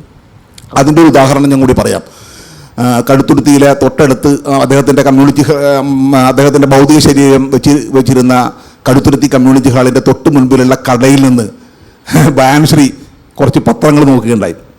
ആ പത്രങ്ങൾ നോക്കുമ്പോൾ അദ്ദേഹം ജന്മഭൂമി പത്രം അവിടെ നിന്ന് എത്ര കോപ്പി പോകുന്നു എന്ന് ചോദിച്ചപ്പോൾ 130 കോപ്പിയാണ് ജന്മഭൂമി അവിടെ പോകുന്നത്. ജന്മഭൂമി എന്നുള്ള പത്രം പോകുന്നു. മാതൃഭൂമിയോ വെറും 5 കോപ്പി പോകുള്ളൂ. മനസ്സിലാക്കി. ഇതാണ് നമ്മൾ ഈ രീതിയിലേക്ക് നമ്മുടെ സാമൂഹിക സാഹചര്യം മാറിയൊരു ഘട്ടത്തിലാണ് കൊച്ചേട്ടൻ നമ്മളിൽ നിന്ന് വിട്ടുപോയത് എന്നുള്ളത് എത്രത്തോളം വലിയൊരു ബാധ്യതയാണ് നമ്മളിനി ഏറ്റെടുക്കേണ്ടതെന്നുള്ളത് ഞാൻ സൂചിപ്പിക്കുന്നത്. അത്രയ്ക്ക് വലിയൊരു സാമൂഹികമായ മാറ്റം ഈ സമൂഹത്തിനടത്. ജനം TV റേറ്റിംഗ് നോക്ക്, അത്രയ്ക്ക് രീതിയിലേക്ക് മാറിയൊരു സാഹചര്യത്തിലാണ് നമ്മൾ നിൽക്കുന്നത്. അതുകൊണ്ട് വലിയൊരു ബാധ്യത ഏറ്റെടുക്കാൻ ചേട്ടൻ്റെ അനുയായികൾ എന്ന രീതിയിൽ, വാസ്തവത്തിൽ നമുക്ക് ചേട്ടൻ്റെ രാഷ്ട്രീയം മുന്നോട്ട് പോകുന്ന ആളുകളാണ് ഈ ഇരിക്കുന്ന എല്ലാ ആളുകളും ഞാൻ കരുതുന്നു. അനുയായികൾ എന്ന രീതിയിൽ നമുക്ക് വലിയ ബാധ്യതയുണ്ട് എന്ന് മാത്രം സൂചിപ്പിച്ചുകൊണ്ട് നിർത്തുന്നു. നന്ദി. ആളുകളെല്ലാം വളരെ വിശദമായി തന്നെ സംസാരിച്ചു കഴിഞ്ഞു. ഈ സന്ദർഭത്തിൽ ഇനിയും കൂടുതൽ സംസാരിക്കുന്നത് അത്ര ഉചിതമാണെന്ന് തോന്നുന്നില്ല. അദ്ദേഹത്തിൻ്റെ കൃതികൾ പുസ്തകങ്ങളായി നമ്മുടെ മുന്നിലുണ്ട്. അത് ഈ തലമുറയും വരും തലമുറയും ചർച്ച ചെയ്യും. തീർച്ചയായും അത് ചർച്ച ചെയ്യപ്പെടുമെന്ന് തന്നെയാണ് ഞാൻ പ്രതീക്ഷിക്കുന്നത്. ഒരു തരത്തിൽ നമ്മുടെ വൈജ്ഞാനിക രംഗത്ത് വലിയ സംഭാവനകൾ, അത് ചരിത്രത്തിലായാലും രാഷ്ട്രീയത്തിലായാലും സാമൂഹ്യശാസ്ത്രത്തിലായാലും സംസ്കാര പഠനങ്ങളിലായാലും വലിയ സംഭാവനകളാണ് നമ്മുടെ കാലത്തിനും വരും കാലത്തിനുമായി അദ്ദേഹം രേഖപ്പെടുത്തിയിരിക്കുന്നത്. അത് തീർച്ചയായും അത് ഭാവിയിൽ ചർച്ച ചെയ്യപ്പെടുമെന്നുള്ള പ്രത്യാശയാണ് എനിക്കുള്ളത്. വ്യക്തിപരമായി ഒരു 10-40 വർഷത്തെ ബന്ധമുണ്ടായിരുന്നു. അത് സൗഹൃദത്തിലെ കലക്കലുമായി അതങ്ങനെ നീണ്ടുപോയി. അയ്യപ്പപ്പണിക്കരുടെ കവിതയിൽ പറയുന്നത് പോലെ സോദരപ്പോരല്ലോ എന്ന നിലയിലുള്ള ഇതുണ്ടായിരുന്നു. പക്ഷേ അതിനടിയിലെല്ലാം സൗഹൃദവും സ്നേഹവും ഒരു മുതിർന്ന സഹോദരൻ വഴികാട്ടി ഇത്തരമൊരു ബന്ധം എല്ലാ കാലത്തും നിലനിർത്താനും കഴിഞ്ഞു. ഏറ്റവും ഒടുവിൽ അദ്ദേഹത്തെ ആശുപത്രിയിൽ പോയി കാണുമ്പോൾ പോലും ആ ഒരു സ്നേഹബന്ധം അദ്ദേഹം പ്രകടിപ്പിക്കുകയുണ്ടായി. തീർച്ചയായും അത്തരം സൗഹൃദങ്ങൾ അനുഭവിച്ച ഒരുപാട് വ്യക്തികളാണ് ഇവിടെ ഇരിക്കുന്നവരും പുറത്തുള്ള ആളുകളും. അദ്ദേഹത്തിന് ഒരു കാലത്ത് ഒരു തരത്തിലുമുള്ള അംഗീകാരമില്ലാതിരുന്ന ഒരു ഘട്ടത്തിൽ പരമദരിദ്രമായൊരു ജീവിത സാഹചര്യത്തിൽ ഞാൻ അദ്ദേഹത്തെ കണ്ടിട്ടുണ്ട്. പക്ഷേ അദ്ദേഹം മരിക്കുമ്പോൾ വലിയ സമ്പന്നനായി മാറി. സമ്പത്തിൻ്റെ അളവ് കൊണ്ടല്ല, മറിച്ച് അദ്ദേഹത്തിന് കിട്ടുന്ന വലിയ ആരാധനയും ബഹുമാനവും സ്നേഹവും ഔദ്യോഗികമായ അംഗീകാരവും ഒക്കെ തന്നെ അത് അദ്ദേഹത്തിൻ്റെ വളർച്ചയുടെ മാത്രമല്ല, ഒരു വലിയ ജനവിഭാഗത്തിൻ്റെ, ഒരു സമുദായത്തിൻ്റെ വളർച്ചയായി തന്നെയാണ് ഞാൻ കാണുന്നത്. തീർച്ചയായും അദ്ദേഹത്തിൻ്റെ ജീവിതം ഒരു വലിയ പാഠപുസ്തകമാണ് എന്ന് തന്നെയാണ് ഞാൻ കരുതുന്നത്. ആ സമൂഹം ആ നിലയിൽ ദലിതർ മാത്രമല്ല, കേരളത്തിലെ പൗരസമൂഹം, പൊതുസമൂഹവും ആ പാഠപുസ്തകം പഠിക്കുമെന്നും അതിനെ വിശകലനം ചെയ്തുകൊണ്ട് അത് മുന്നോട്ട് വയ്ക്കുന്ന വീക്ഷണങ്ങളെയും നിരീക്ഷണങ്ങളെയും വിമർശനങ്ങളെയും ഉൾക്കൊള്ളാൻ കഴിയുമെന്നും ഒന്നുകൂടി പ്രതീക്ഷിച്ചുകൊണ്ട് ഞാൻ അവസാനിപ്പിക്കുന്നു. നിങ്ങൾക്ക് നമസ്കാരം. എല്ലാവർക്കും നമസ്കാരം. ഈ കൊച്ചേട്ടൻ എന്ന വാക്ക് തന്നെ നമ്മൾ സ്നേഹം കൊണ്ട് പറയുന്ന പോലെയാണല്ലോ. ഈ വാക്ക് ഒരു ബ്രാൻഡ് പോലെ വന്നത് സിറ്റിസുമായി നടക്കുന്ന സമയത്ത് കൊച്ചേട്ടൻ വീട്ടിലൊക്കെ വരുമായിരുന്നു. വീട്ടിൽ വരികയും കുറേ സമയമൊക്കെ ചെലവഴിക്കുകയും രാത്രി കാലങ്ങളൊക്കെ ചർച്ചയൊക്കെ ചെയ്യുമായിരുന്നു. വല്യച്ഛൻ്റെ വീട്ടിലും സിറ്റിസുമാരുടെ അച്ഛൻ്റെ വീട്ടിലും ചെല്ലുമായിരുന്നു. അപ്പോൾ വല്യച്ഛൻ കൊച്ചേട്ടൻ എന്നാണ് വിളിച്ചിരുന്നത്. അപ്പം അന്നാണ് ഞാൻ മനസ്സിലാക്കിയത് സമൂഹത്തിൻ്റെ ഒരു കൊച്ചേട്ടനാണ് CK കൊച്ചെന്ന് പറയുന്നത്. അങ്ങനെ ഒരു സ്നേഹബന്ധം എനിക്ക് അദ്ദേഹത്തോടുണ്ടായിരുന്നു. ഒരുപാട് കാര്യങ്ങൾ ചർച്ച ചെയ്യാനും കാണാനും സംസാരിക്കാനും അവസരം കിട്ടിയിട്ടുണ്ട്. ഭയങ്കരമായ ധിഷണാശാലിയായിരുന്നു. താഴെത്തട്ടിൽ നിന്നും ഒരു കസേര എടുത്ത് കേരളത്തിൻ്റെ ദൈഷ്ണിക വൈജ്ഞാനിക മേഖലയിലേക്ക് സ്വയം എടുത്തിട്ട് കയറിയിരുന്ന ഒരാളാണ്. അദ്ദേഹത്തെ കേരളത്തിൽ മറക്കാൻ പറ്റില്ല. ഇനി വരുന്ന എല്ലാ ദൈഷ്ണിക പ്രത്യേക ചർച്ചകളിലും അദ്ദേഹം ഒരു റെഫറൻസ് പോയിന്റ് ആയിരിക്കും. അദ്ദേഹത്തിൻ്റെ ഓർമ്മകൾക്ക് പ്രണാമം അർപ്പിച്ചുകൊണ്ട് നിർത്തുന്നു. നമസ്കാരം. പ്രിയപ്പെട്ട സഹോദരങ്ങളെ, യഥാർത്ഥത്തിൽ കേരളത്തിൻ്റെ സാംസ്കാരിക, ബൗദ്ധിക, രാഷ്ട്രീയ രംഗത്തിന് വലിയ തിരിച്ചടികൾ നേരിട്ടുകൊണ്ടിരിക്കുന്ന ഒരു സന്ദർഭത്തിൽ തന്നെയാണ് ശ്രീ KK കൊച്ചിനെ നമുക്ക് നഷ്ടപ്പെട്ടിരിക്കുന്നത് എന്നത് വളരെയധികം ഗൗരവമുള്ള ഒരു വിഷയം കൂടിയാണ്.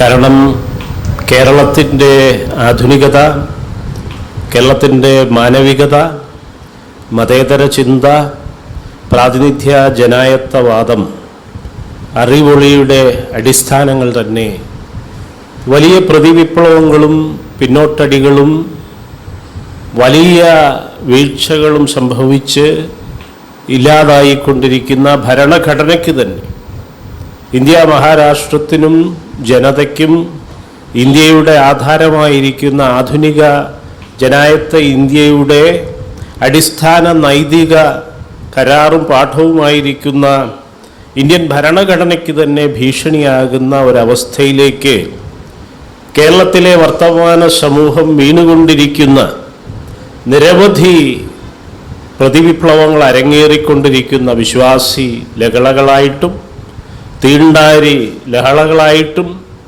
നാമജപ ഘോഷയാത്രകളായിട്ടും ക്ഷുദ്ര ലഹളകളായിട്ടും ഒക്കെ തന്നെ ഭരണഘടന പോലും അട്ടിമറിക്കുന്ന അതിൻ്റെ അന്തസ്സത്തയെ, അതിൻ്റെ അടിസ്ഥാന മൂല്യങ്ങളെ, പ്രത്യേകിച്ചും ജനായത്വം എന്ന് പറയുന്ന പ്രാഥമികമായിട്ടുള്ള ആ വിമോചന സ്വപ്നത്തെ പോലും ഇല്ലാതാക്കുന്ന രീതിയിലുള്ള വളരെ പിന്തിരിപ്പനായിട്ടുള്ള ബഹുജന വിരുദ്ധമായ കാര്യങ്ങൾ അരങ്ങേറി കേരളത്തിലൂടെ ഇന്ത്യൻ ഭരണഘടന പോലും ഭീഷണി നേരിട്ടുകൊണ്ടിരിക്കുന്ന ഒരു സന്ദർഭത്തിലാണ് കേരളത്തിലെ ജനായത്ത സംസ്കാരത്തിന് ഇത്രമാത്രം സംഭാവനകൾ, അതിൻ്റെ അടിത്തറ തന്നെ പാകിയ, നമ്മുടെ അറിവൊളിയെക്കുറിച്ചും ആധുനികതയെക്കുറിച്ചുമൊക്കെ പറയുന്നത് പോലെ ഒരുപക്ഷെ സഹോദരൻ അയ്യപ്പന് ഒക്കെ ശേഷം, അല്ലെങ്കിൽ ദളിത് പ്രസ്ഥാനവുമായി ബന്ധപ്പെട്ട് പറഞ്ഞാൽ കല്ലറ സുകുമാരൻ്റെയും പോൾ ചിറക്കരോടിൻ്റെയും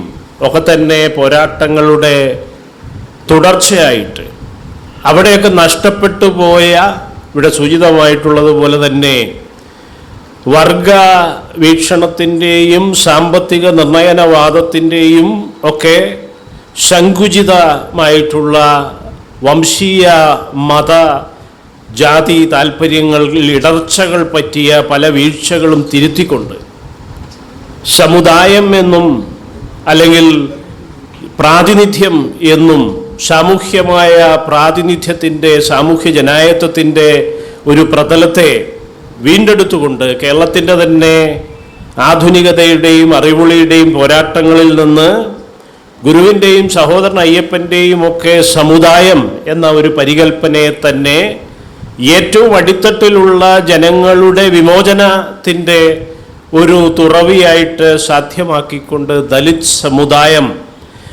സമുദായവൽക്കരണം, ആ രീതിയിൽ ഒരു സാമൂഹ്യവും രാഷ്ട്രീയവുമായ ശക്തിയായി മാറുക, അങ്ങനെ രാഷ്ട്രീയ അധികാരത്തിലേക്ക് പ്രവേശിക്കുക.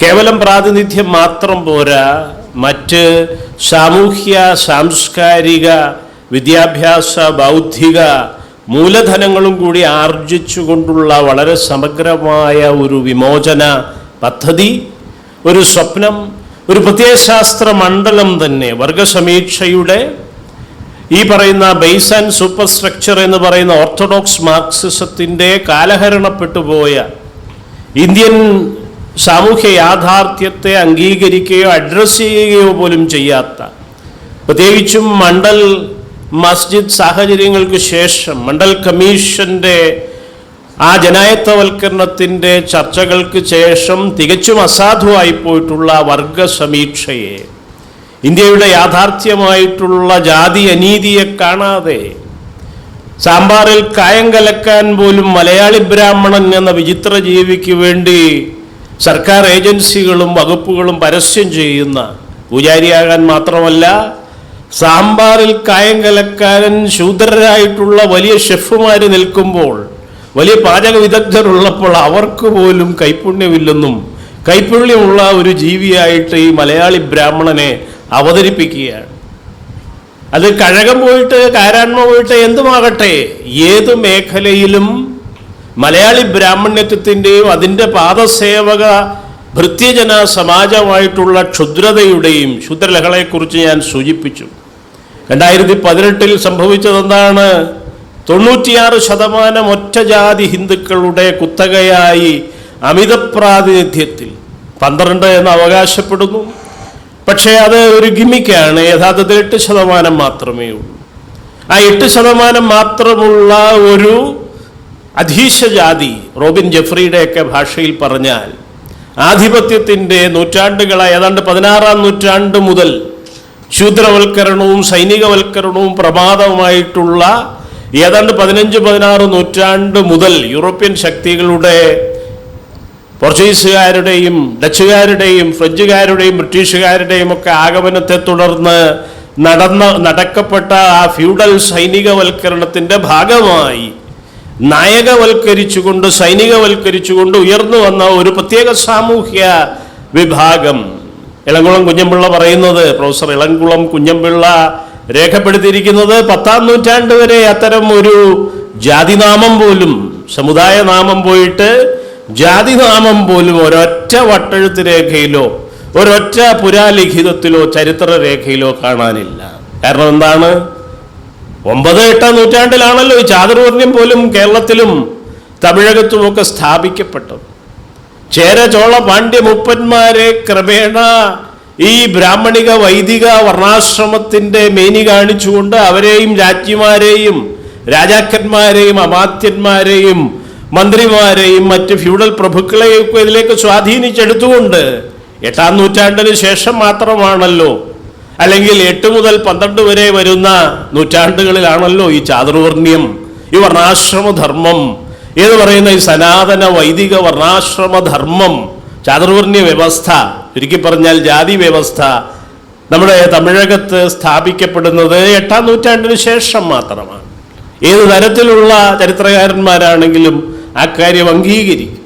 അപ്പൊ ഈ ചാതുർവർണ്ണ്യം സ്ഥാപിക്കപ്പെട്ടപ്പോൾ മാത്രമാണ് നരന് നരൻ അശുദ്ധ വസ്തു പോലും, ധരയിൽ നടപ്പത് ദോഷമാണ്, കഷ്ടം, നരകവിപുടമാണ് കഷ്ടം എന്ന് മഹാകവികളെ കൊണ്ട് പോലും പാടിക്കുന്ന രീതിയിൽ ഉള്ള ഒരു ദുരവസ്ഥയിലേക്ക് കേരളം അധപ്പതിച്ചത് ചാതുർവർണ്ണ്യവും ജാതിയും സ്ഥാപിക്കപ്പെട്ടപ്പോഴാണ്.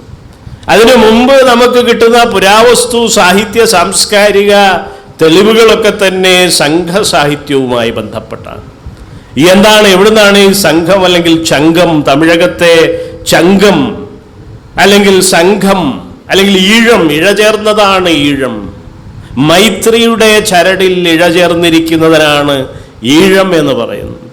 ചേരം എന്ന് പറഞ്ഞാലും അതെന്താണ്, മൈത്രിയിൽ സംയോജിക്കുന്ന, മൈത്രി ഭാവത്തിൽ ചേരുന്ന ജനതയാണ് ചേരമർ എന്ന് പറയുന്നത്. ചേരുന്നവരാണവർ. ഈഴവരാണെങ്കിലും ആ സംഘത്തിലേക്ക് ഇഴചേരുന്നവരാണ്. ഇതൊക്കെ തന്നെ ഏത് സമുദായത്തിൻ്റെ പ്രാചീന ചരിത്രം പരിശോധിച്ചാലും 8-10-ാം നൂറ്റാണ്ട് വരെയുള്ള ചരിത്രം നോക്കിയാലും അവരൊക്കെ സംഘ സംസ്കാരത്തിലെ ജാതി വർണ്ണ ബാഹ്യരായിട്ടുള്ള, ജാതിയും വർണ്ണാശ്രമവും തൊട്ടുതീണ്ടാത്ത ശുദ്ധ മനുഷ്യരാണ്. നമുക്കറിയാം, പഴംപാട്ടുകളിൽ, തമിഴ് സംഘസാഹിത്യത്തിൽ പഴംപാട്ടുകൾ ഇംഗ്ലീഷിൽ തന്നെ ഇപ്പോൾ ലഭ്യമാണ്. കൊച്ചേട്ടൻ്റെ ആത്മകഥ പോലെ തന്നെ ദളിതൻ ഓട്ടോബയോഗ്രഫി ഇന്ന് ലോകത്തിന് വായിക്കാം എന്ന് പറഞ്ഞതുപോലെ നമ്മുടെ പ്രാചീനമായ തമിഴകത്തെ പാട്ടുകൾ, പഴന്തമിഴ് പാട്ടുകൾ ലോകത്തിനു മുമ്പിൽ അവതരിപ്പിച്ചിട്ടുണ്ട് എ.കെ. രാമാനുജൻ അടക്കമുള്ള വിവർത്തകർ. 2004 തന്നെ കെ കൊച്ചിൻ്റെ ഒരു എസ്സേ വിവർത്തനം ചെയ്യാൻ എനിക്ക് കഴിഞ്ഞു.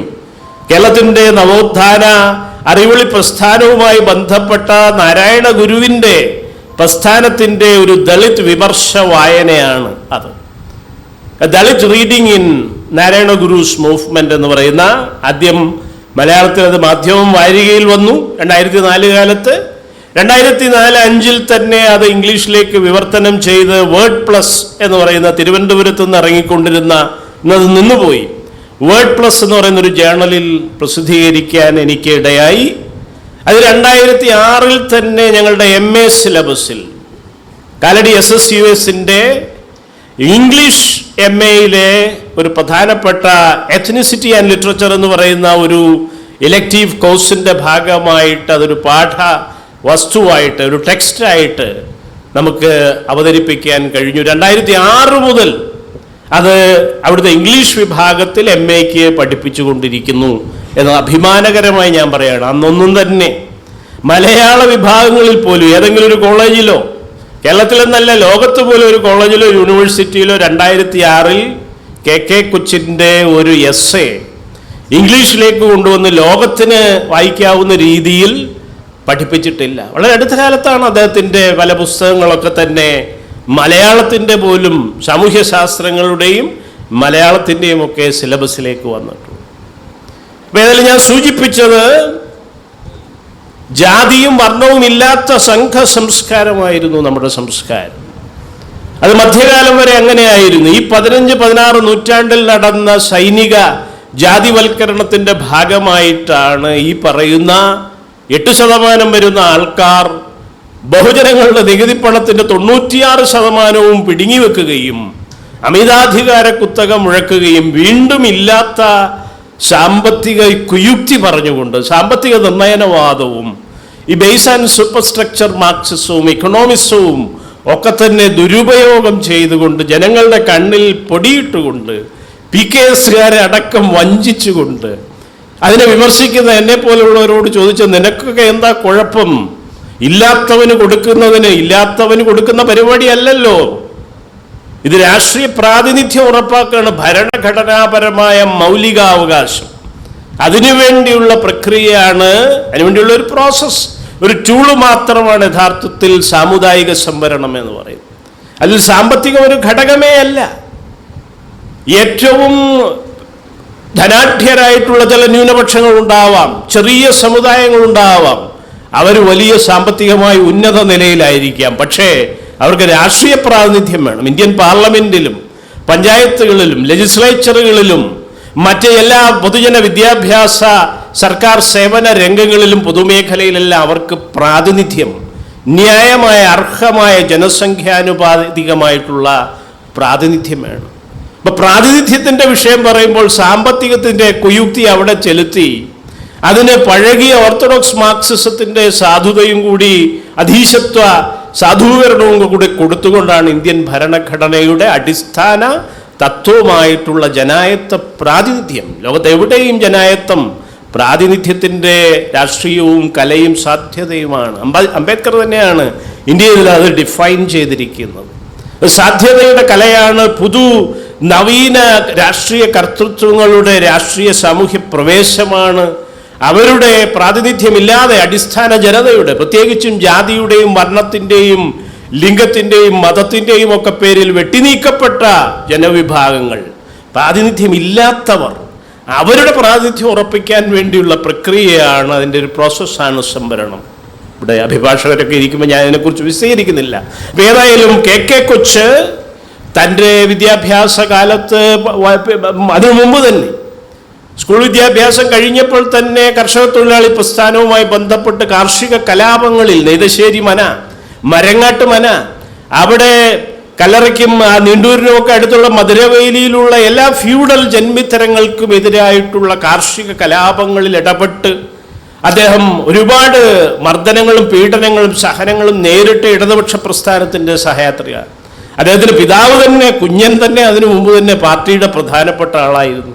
നമുക്കറിയാം, വിമോചന സമര കാലത്ത് ഇന്ന് വിമോചന സമര നായകന്മാരെ നവോത്ഥാന നായകന്മാരായിട്ട് ഇവിടെ സ്ഥാപിക്കുകയും പൊതു അവധി കൊടുക്കുകയും ക്ഷേത്രപ്രതിഷ്ഠകൾ വരെ നടക്കുകയും ചെയ്തു. ശൂദ്രലഹളയെക്കാളും ഭീകരമാണ് സന്ദർഭം. 2018 ശൂദ്രലഹള നടന്നു.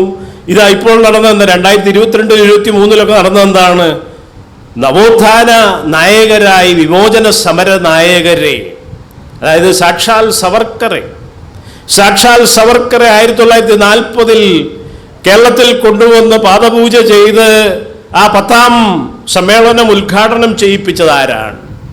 സാക്ഷാൽ ഗോൾവൾക്കറെ, കുരുജി ഗോൾവൾക്കറെ 57 ഈ എറണാകുളത്ത് കൊണ്ടുവന്ന് TD ഹാളിൽ കൊണ്ടുവന്ന് രാഷ്ട്രീയ സ്വയം സേവക സംഘമാണ് മലയാളത്തിലെ മലയാളി ഹിന്ദുക്കളുടെ ആശാകേന്ദ്രം, ഏക ആശ്രയം എന്ന് പ്രഖ്യാപിച്ച് പാദപൂജ ചെയ്തത് ആരാണ്?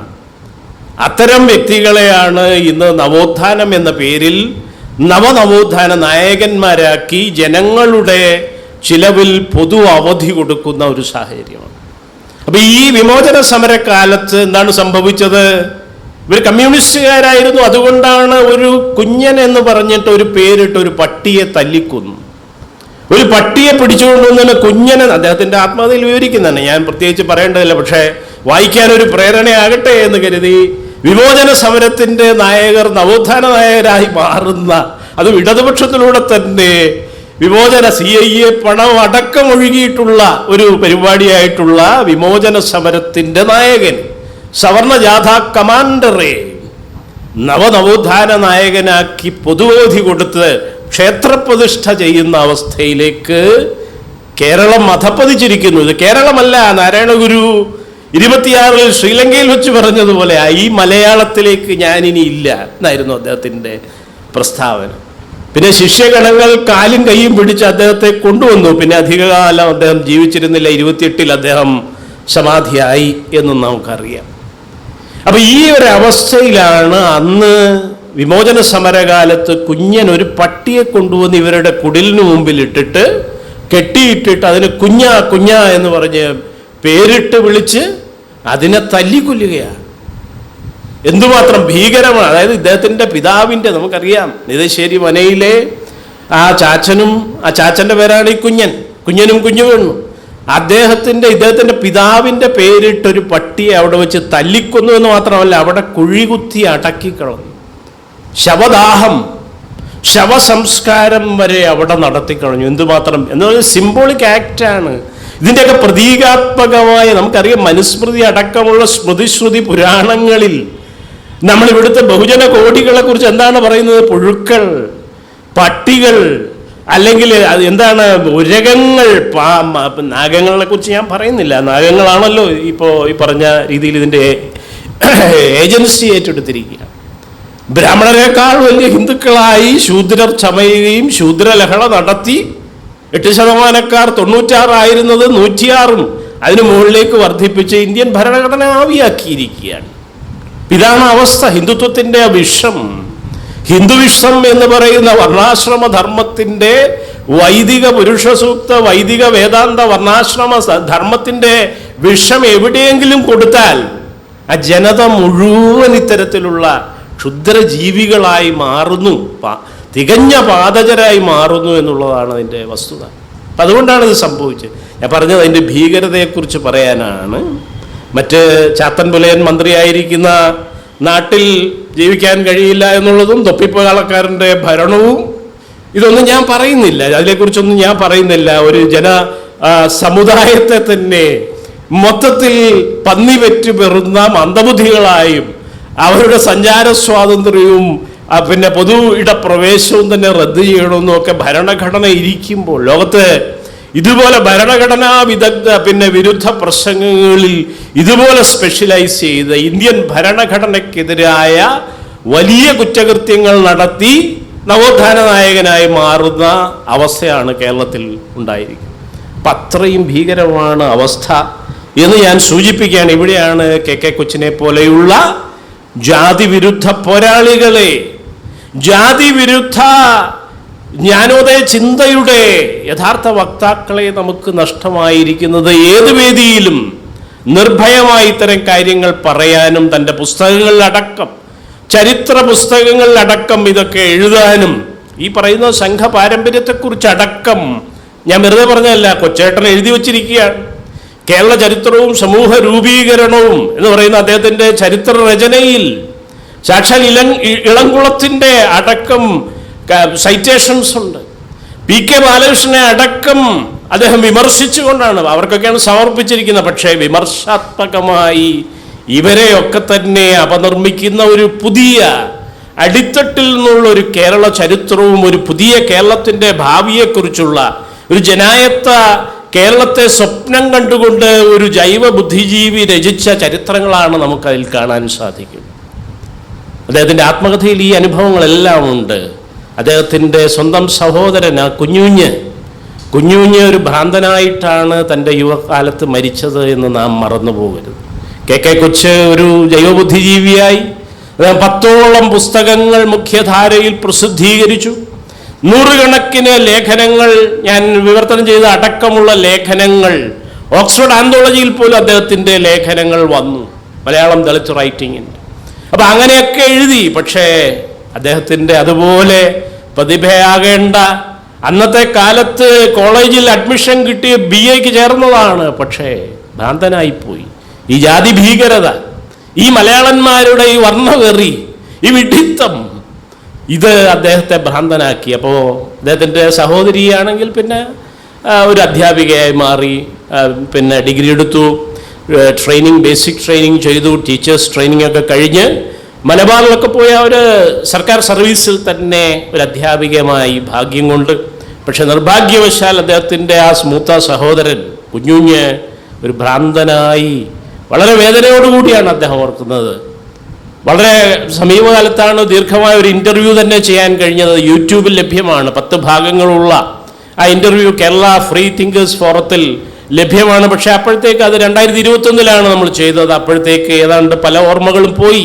പക്ഷേ എങ്കിൽ പോലും കൊച്ചേട്ടൻ തൻ്റെ ആ ജീവിത ദുരന്താനുഭവങ്ങളെക്കുറിച്ച് അതിൽ സൂചിപ്പിക്കുന്നുണ്ട് എന്ന് ഞാൻ ഓർക്കുകയാണ്. അപ്പോൾ വളരെ നിർണായകമായിട്ടുള്ള ഒരു സാംസ്കാരിക രാഷ്ട്രീയ പരിവർത്തനവും ഒരു പ്രത്യയശാസ്ത്ര തുറവിയുമാണ് യഥാർത്ഥത്തിൽ സമുദായം എന്ന പരികല്പനയെ വിമർശാത്മകമായി കീഴ്ത്തട്ടിൽ നിന്ന് പുനർവായിച്ച് വീണ്ടെടുത്തുകൊണ്ട് യഥാർത്ഥത്തിൽ KK കൊച്ച് സാധ്യമായിരിക്കുന്നത്. അംബേദ്കറിലേക്ക് വരാൻ അദ്ദേഹത്തിന് കുറേ തടസ്സങ്ങളുണ്ടായിരുന്നു. ചെറുപ്പകാലത്ത് തന്നെ വന്നിരുന്നെങ്കിൽ കുറച്ചുകൂടി നമുക്ക് മുന്നോട്ട് പോകാമായിരുന്നു. പക്ഷേ ആദ്യകാലത്ത് ഈ മാർക്സിസത്തിൻ്റെ, എക്കണോമിക് ഡിറ്റർമിനിസത്തിൻ്റെ ഹെജിമണി, വർഗ സമീക്ഷ, അത് അധീശത്വപരമായി അദ്ദേഹത്തിൽ പിടിമുറുക്കിയിരുന്നു. പിന്നെ തീവ്ര ഇടതുപക്ഷവുമായി പോകേണ്ടി വന്നു. വയനാട്ടിലേക്ക് കുടുംബം തന്നെ മാറിപ്പോകേണ്ട വലിയ ദുരനുഭവങ്ങളുണ്ടായി.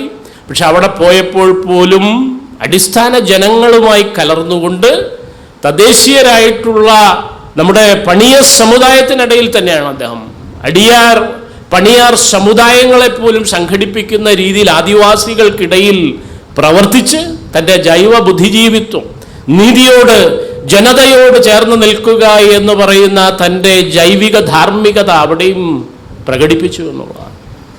അതുപോലെ കേരളത്തിൽ നാരായണ ഗുരുവിനെയും സഹോദരൻ അയ്യപ്പനെയും ഇത്രമാത്രം വിമർശാത്മകമായി സമകാലികമായി വീണ്ടെടുത്തിട്ടുള്ള മറ്റൊരു ചിന്തകനില്ല. അദ്ദേഹത്തിൻ്റെ ആദ്യം മുതൽ അന്ത്യം വരെ ഇപ്പോഴത്തെ രീതിയിലല്ലേ. ഇപ്പൊ പലരും ഗുരുവിനെക്കുറിച്ചും സഹോദരനെക്കുറിച്ചൊക്കെ പറയുന്നുണ്ട്. പക്ഷേ 1990-കൾ മുതൽ സജീവമായി സമുദായം എന്ന പരികൽപ്പനയിലേക്ക് പ്രവേശിച്ച് സഹോദരനെയും ഗുരുവിനെയും വായിച്ചെടുത്തുകൊണ്ട് വിമോചനാത്മകമായി വിമർശാത്മകമായി വിലയിരുത്തിക്കൊണ്ടാണ് അദ്ദേഹം ഈ ദളിതർ എന്ന് പറയുന്ന ഒരു സമാന ചരിത്ര അനുഭവമുള്ള ഒരു ജനതയ്ക്ക് മാത്രമേ ഒരു സമുദായമായി മാറാൻ കഴിയൂ എന്നായിരുന്നു അദ്ദേഹത്തിൻ്റെ സിദ്ധാന്തം തന്നെ.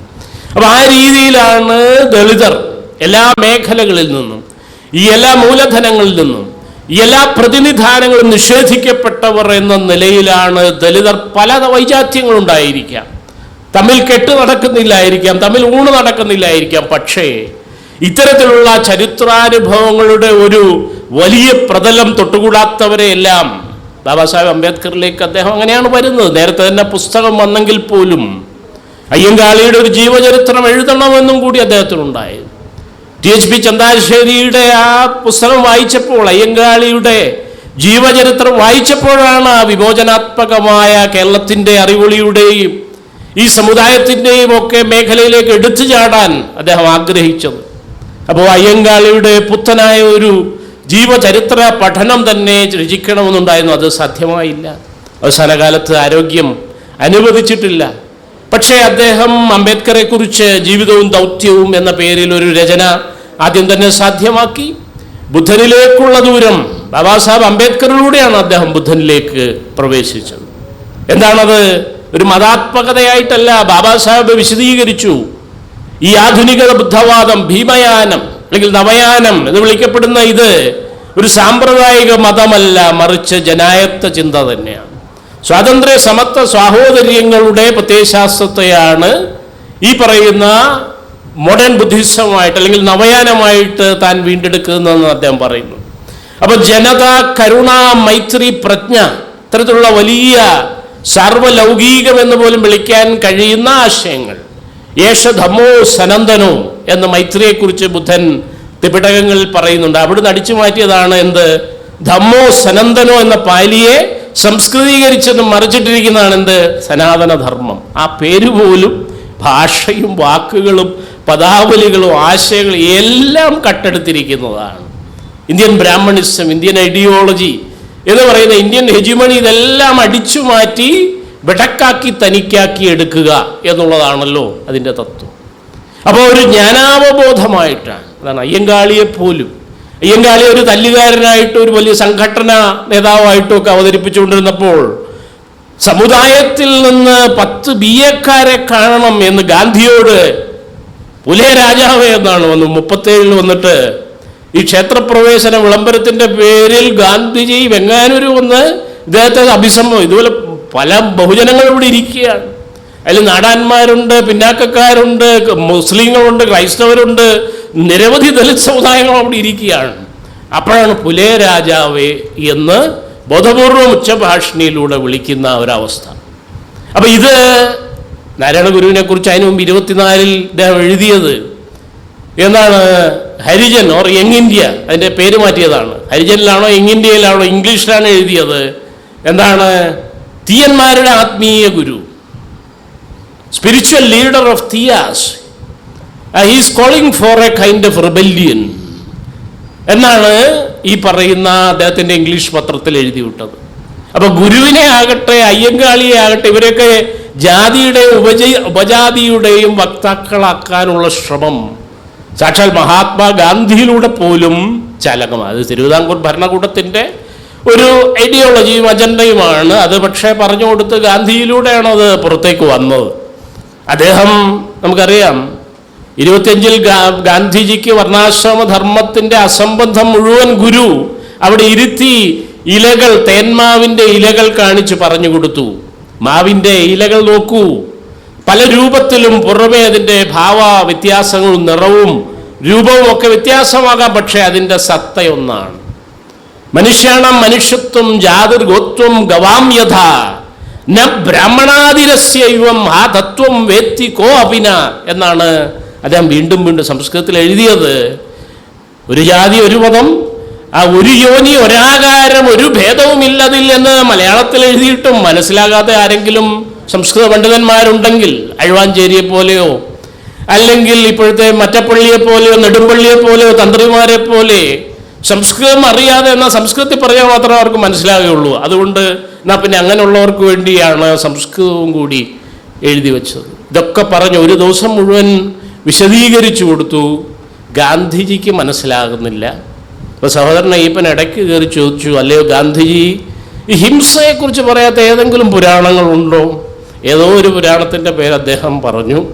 അപ്പോൾ ചോദിച്ചു, താങ്കളുടെ ഈ കൃഷ്ണൻ, ഈ ഗീതയിലെ ഈ ദൈവം, ചതുർവർണ്ണ്യം മയാ സൃഷ്ടം ഗുണകർമ്മ വിഭാഗജ എന്നൊക്കെ പറയുന്ന ആ ഗീതയിലെ ഗുണകർമ്മ വർണ്ണ സിദ്ധാന്തം അവതരിപ്പിക്കുന്ന ദൈവിക സാധൂകരണം കൊടുക്കുന്ന ഈ കൃഷ്ണൻ ഒരു പരമ്പര കൊലയാളിയും കൂടെ അല്ലായിരുന്നോ എന്ന് സഹോദരൻ അയ്യപ്പൻ ഇതിനിടയിൽ കയറി ചോദിക്കുകയും ചെയ്തു. അപ്പം നോൺസെൻസ് എന്ന് പറഞ്ഞുകൊണ്ട് ഗാന്ധിജി ചർച്ച അവസാനിപ്പിക്കുകയാണ് ഉണ്ടായത്.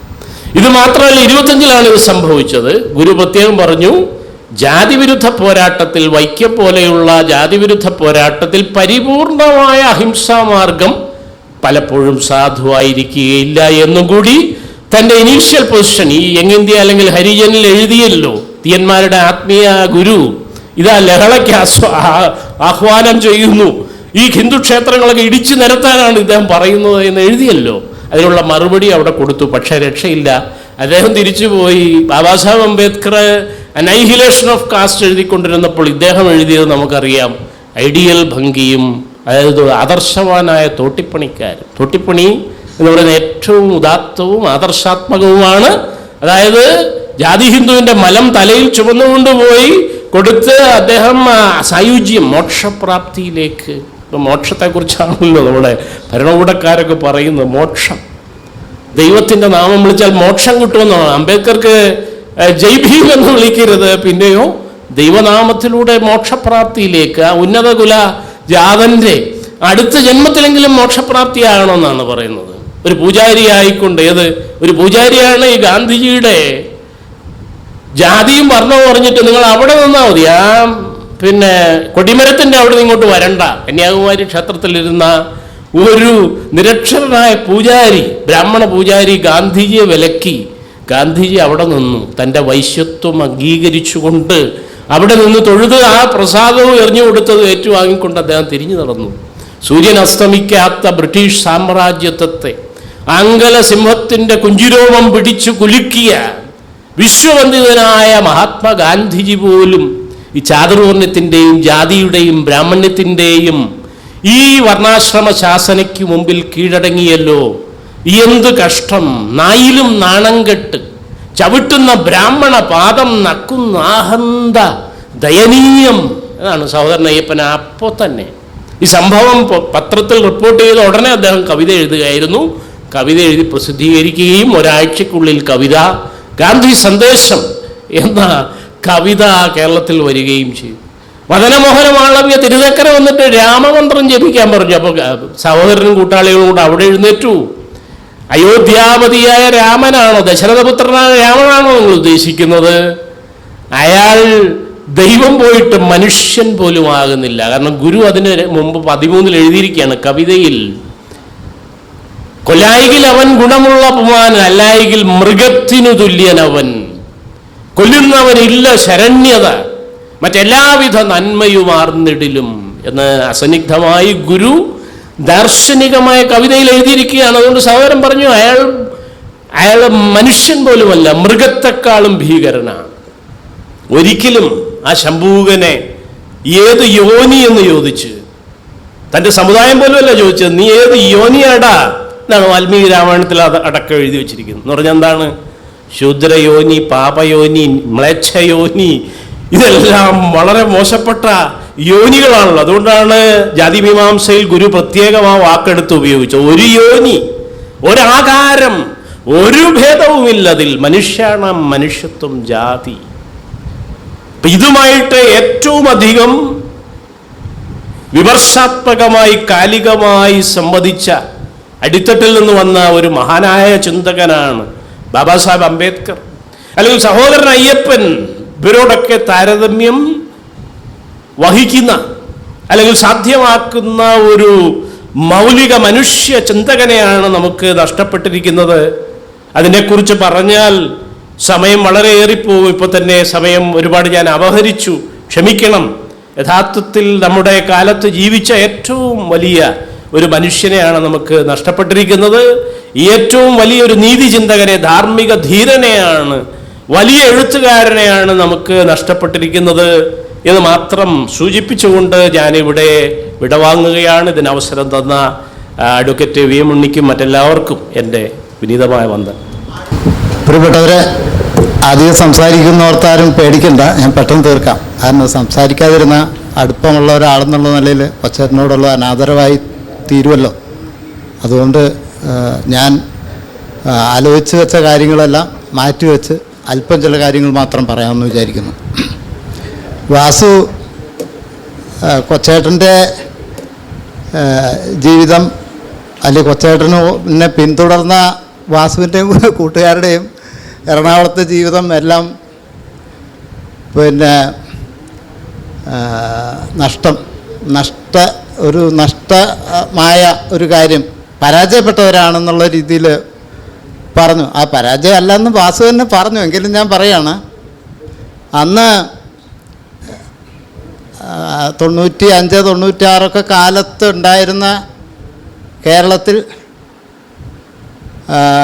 ആ കേരളം ഒരു 25 കൊല്ലമെങ്കിലും മുന്നോട്ട് കൊണ്ടുപോയി കൊച്ചേട്ടൻ എന്ന കാറ്റലിസ്റ്റിൻ്റെ പ്രവർത്തനം വഴി, ചിന്താ രംഗത്തുള്ള കൊച്ചേട്ടൻ്റെ പ്രവർത്തനം വഴി. അത് കൊച്ചേട്ടൻ്റെ കാര്യം, അത് പരാജയം അല്ലെന്ന് മാത്രമല്ല വലിയൊരു വിജയമാണ്. ഒരു സമൂഹത്തെ മുന്നോട്ട് ചലിപ്പിക്കുക, 25 വർഷമെങ്കിലും മുന്നോട്ട് കൊണ്ടുപോവുക, കേരളത്തിൻ്റെ ജനാധിപത്യവൽക്കരണ പ്രക്രിയയുടെ ഒരു ഗതിവേഗം വർദ്ധിപ്പിക്കുന്ന ഒരു രാസത്വരകമായി മാറുക എന്ന് പറയുന്നത് വലിയ ചരിത്രപരമായ മാനങ്ങളുള്ള ഒരു കാര്യമാണ്. അതാണ് കൊച്ചേട്ടൻ ചെയ്തത്. പിന്നെ വാസുവിൻ്റെ കൂട്ടുകാരുടെ കാര്യം, doctor AK Vasu, doctor MP Manoj, doctor Vineetha Vijayan, അങ്ങനെ അങ്ങോട്ട് പോയാൽ പിന്നെ കേരളത്തിൽ ബാക്കിയുള്ള സ്ഥലത്ത് എടുത്തു കഴിഞ്ഞാൽ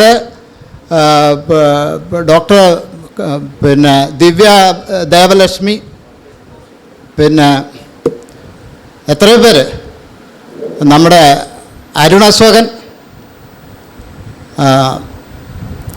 പിന്നെ അരുണിൻ്റെ വൈഫ് സിമി കോറത്ത്, അങ്ങനെ തുടങ്ങി എത്രയോ PhD-കാരായ. അതായത് കൊച്ചേട്ടൻ ആഗ്രഹിച്ചത് എൻ്റെ സമുദായത്തിൽ 10 BA-ക്കാരുണ്ടാവണമെന്ന് അയ്യങ്കാളി ആഗ്രഹിച്ചതുപോലെ കൊച്ചേട്ടൻ പറഞ്ഞത്, ഒരു ഇൻ്റർവ്യൂവിൽ പറഞ്ഞത്, എൻ്റെ സമുദായത്തിൽ കുറച്ച് ഇൻ്റലക്ച്വൽസ് ഉണ്ടായി കാണണമെന്നായിരുന്നു.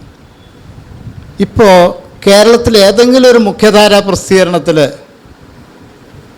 നമ്മുടെ ആളുകളുടെ ഇൻ്റലക്ച്വൽസിൻ്റെ, ശ്യാംകുമാറിൻ്റെയോ സണ്ണി കവിക്കാടിൻ്റെയോ ഡോക്ടർ MP മനോജിൻ്റെയോ രേണുകുമാറിൻ്റെയോ വിനീത വിജയൻ്റെയോ ദിവ്യ ദേവലക്ഷ്മിയുടെയോ ഡോക്ടർ AK വാസുവിൻ്റെയോ ആരുടെയെങ്കിലും ലേഖനങ്ങളില്ലാതെ ഒരു മുഖ്യധാരയിൽ ഒരു മാസിക പുറത്തിറക്കുന്നുണ്ടോ? അപ്പോൾ ഇതൊരു മാറ്റം, ഇതിനേക്കാൾ അങ്ങനെയുള്ളത് കൊണ്ട് ഈ ഒരു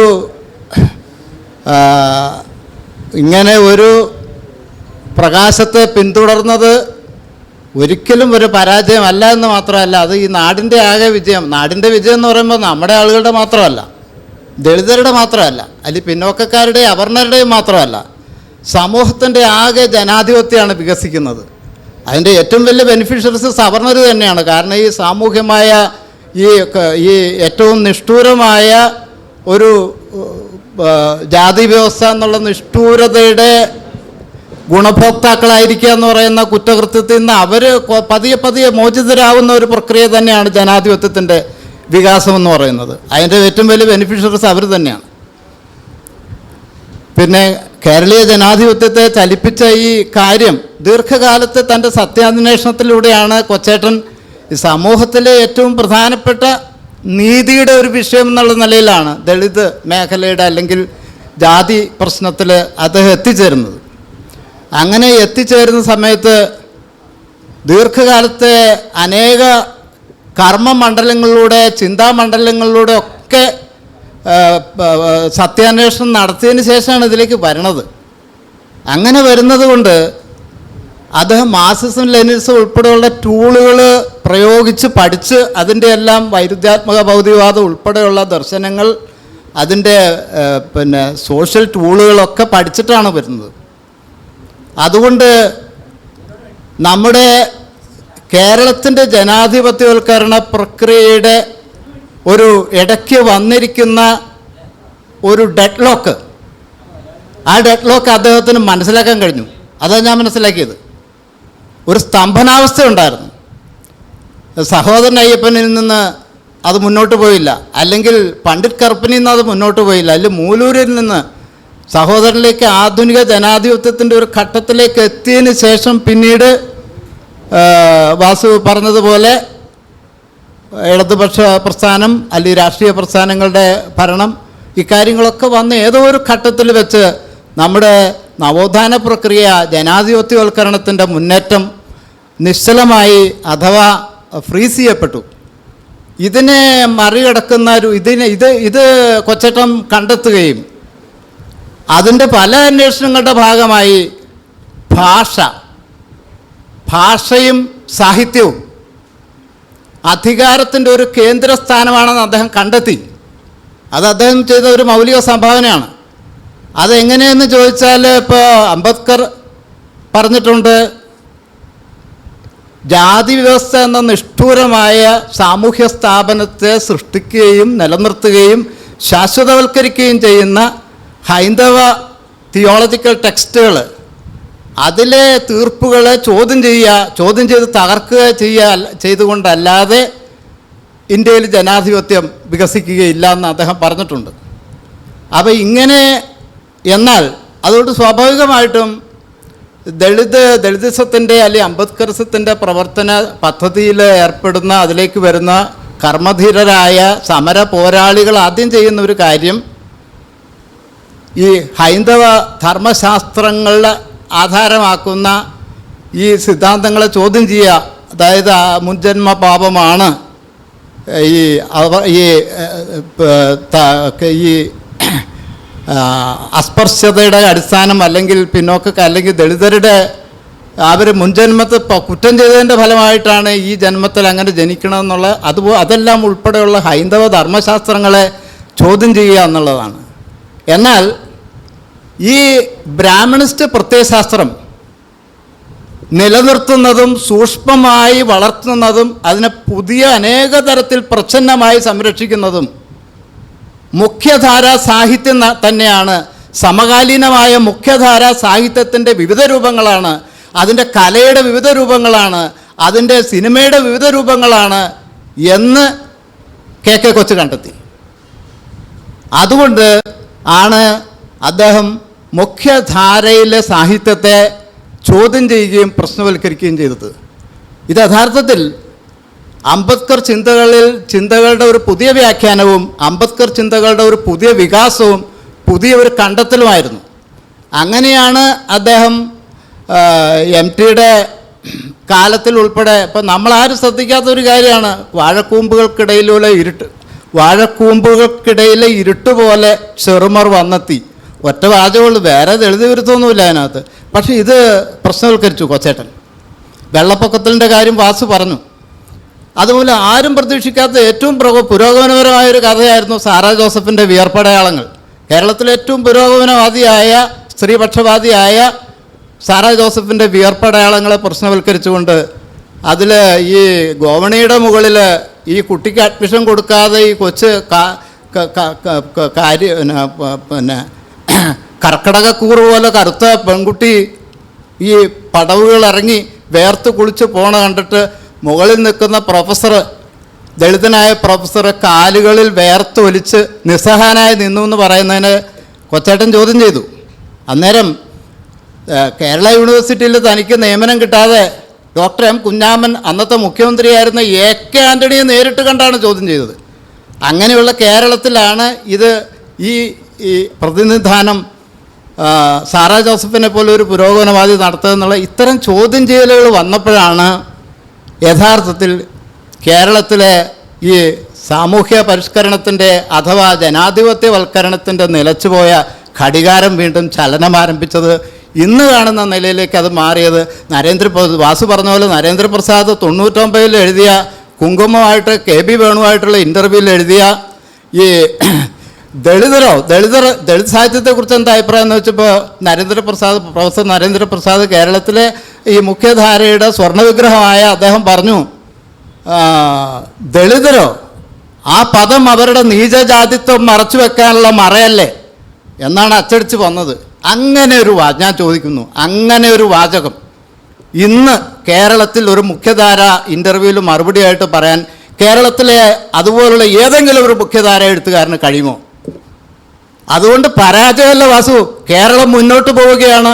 അങ്ങനെ കേരളത്തെ മുന്നോട്ട് നയിച്ച സത്യാന്വേഷിയായ കേരളത്തിൻ്റെ വെളിച്ചമാണ് അദ്ദേഹം. ആ വെളിച്ചം നമ്മളിലേക്ക് പകർന്നു തന്നിട്ട് തന്നെയാണ് അദ്ദേഹം പോയിരിക്കുന്നത്. അതുകൊണ്ട് KK കൊച്ചിന് മരണമില്ല.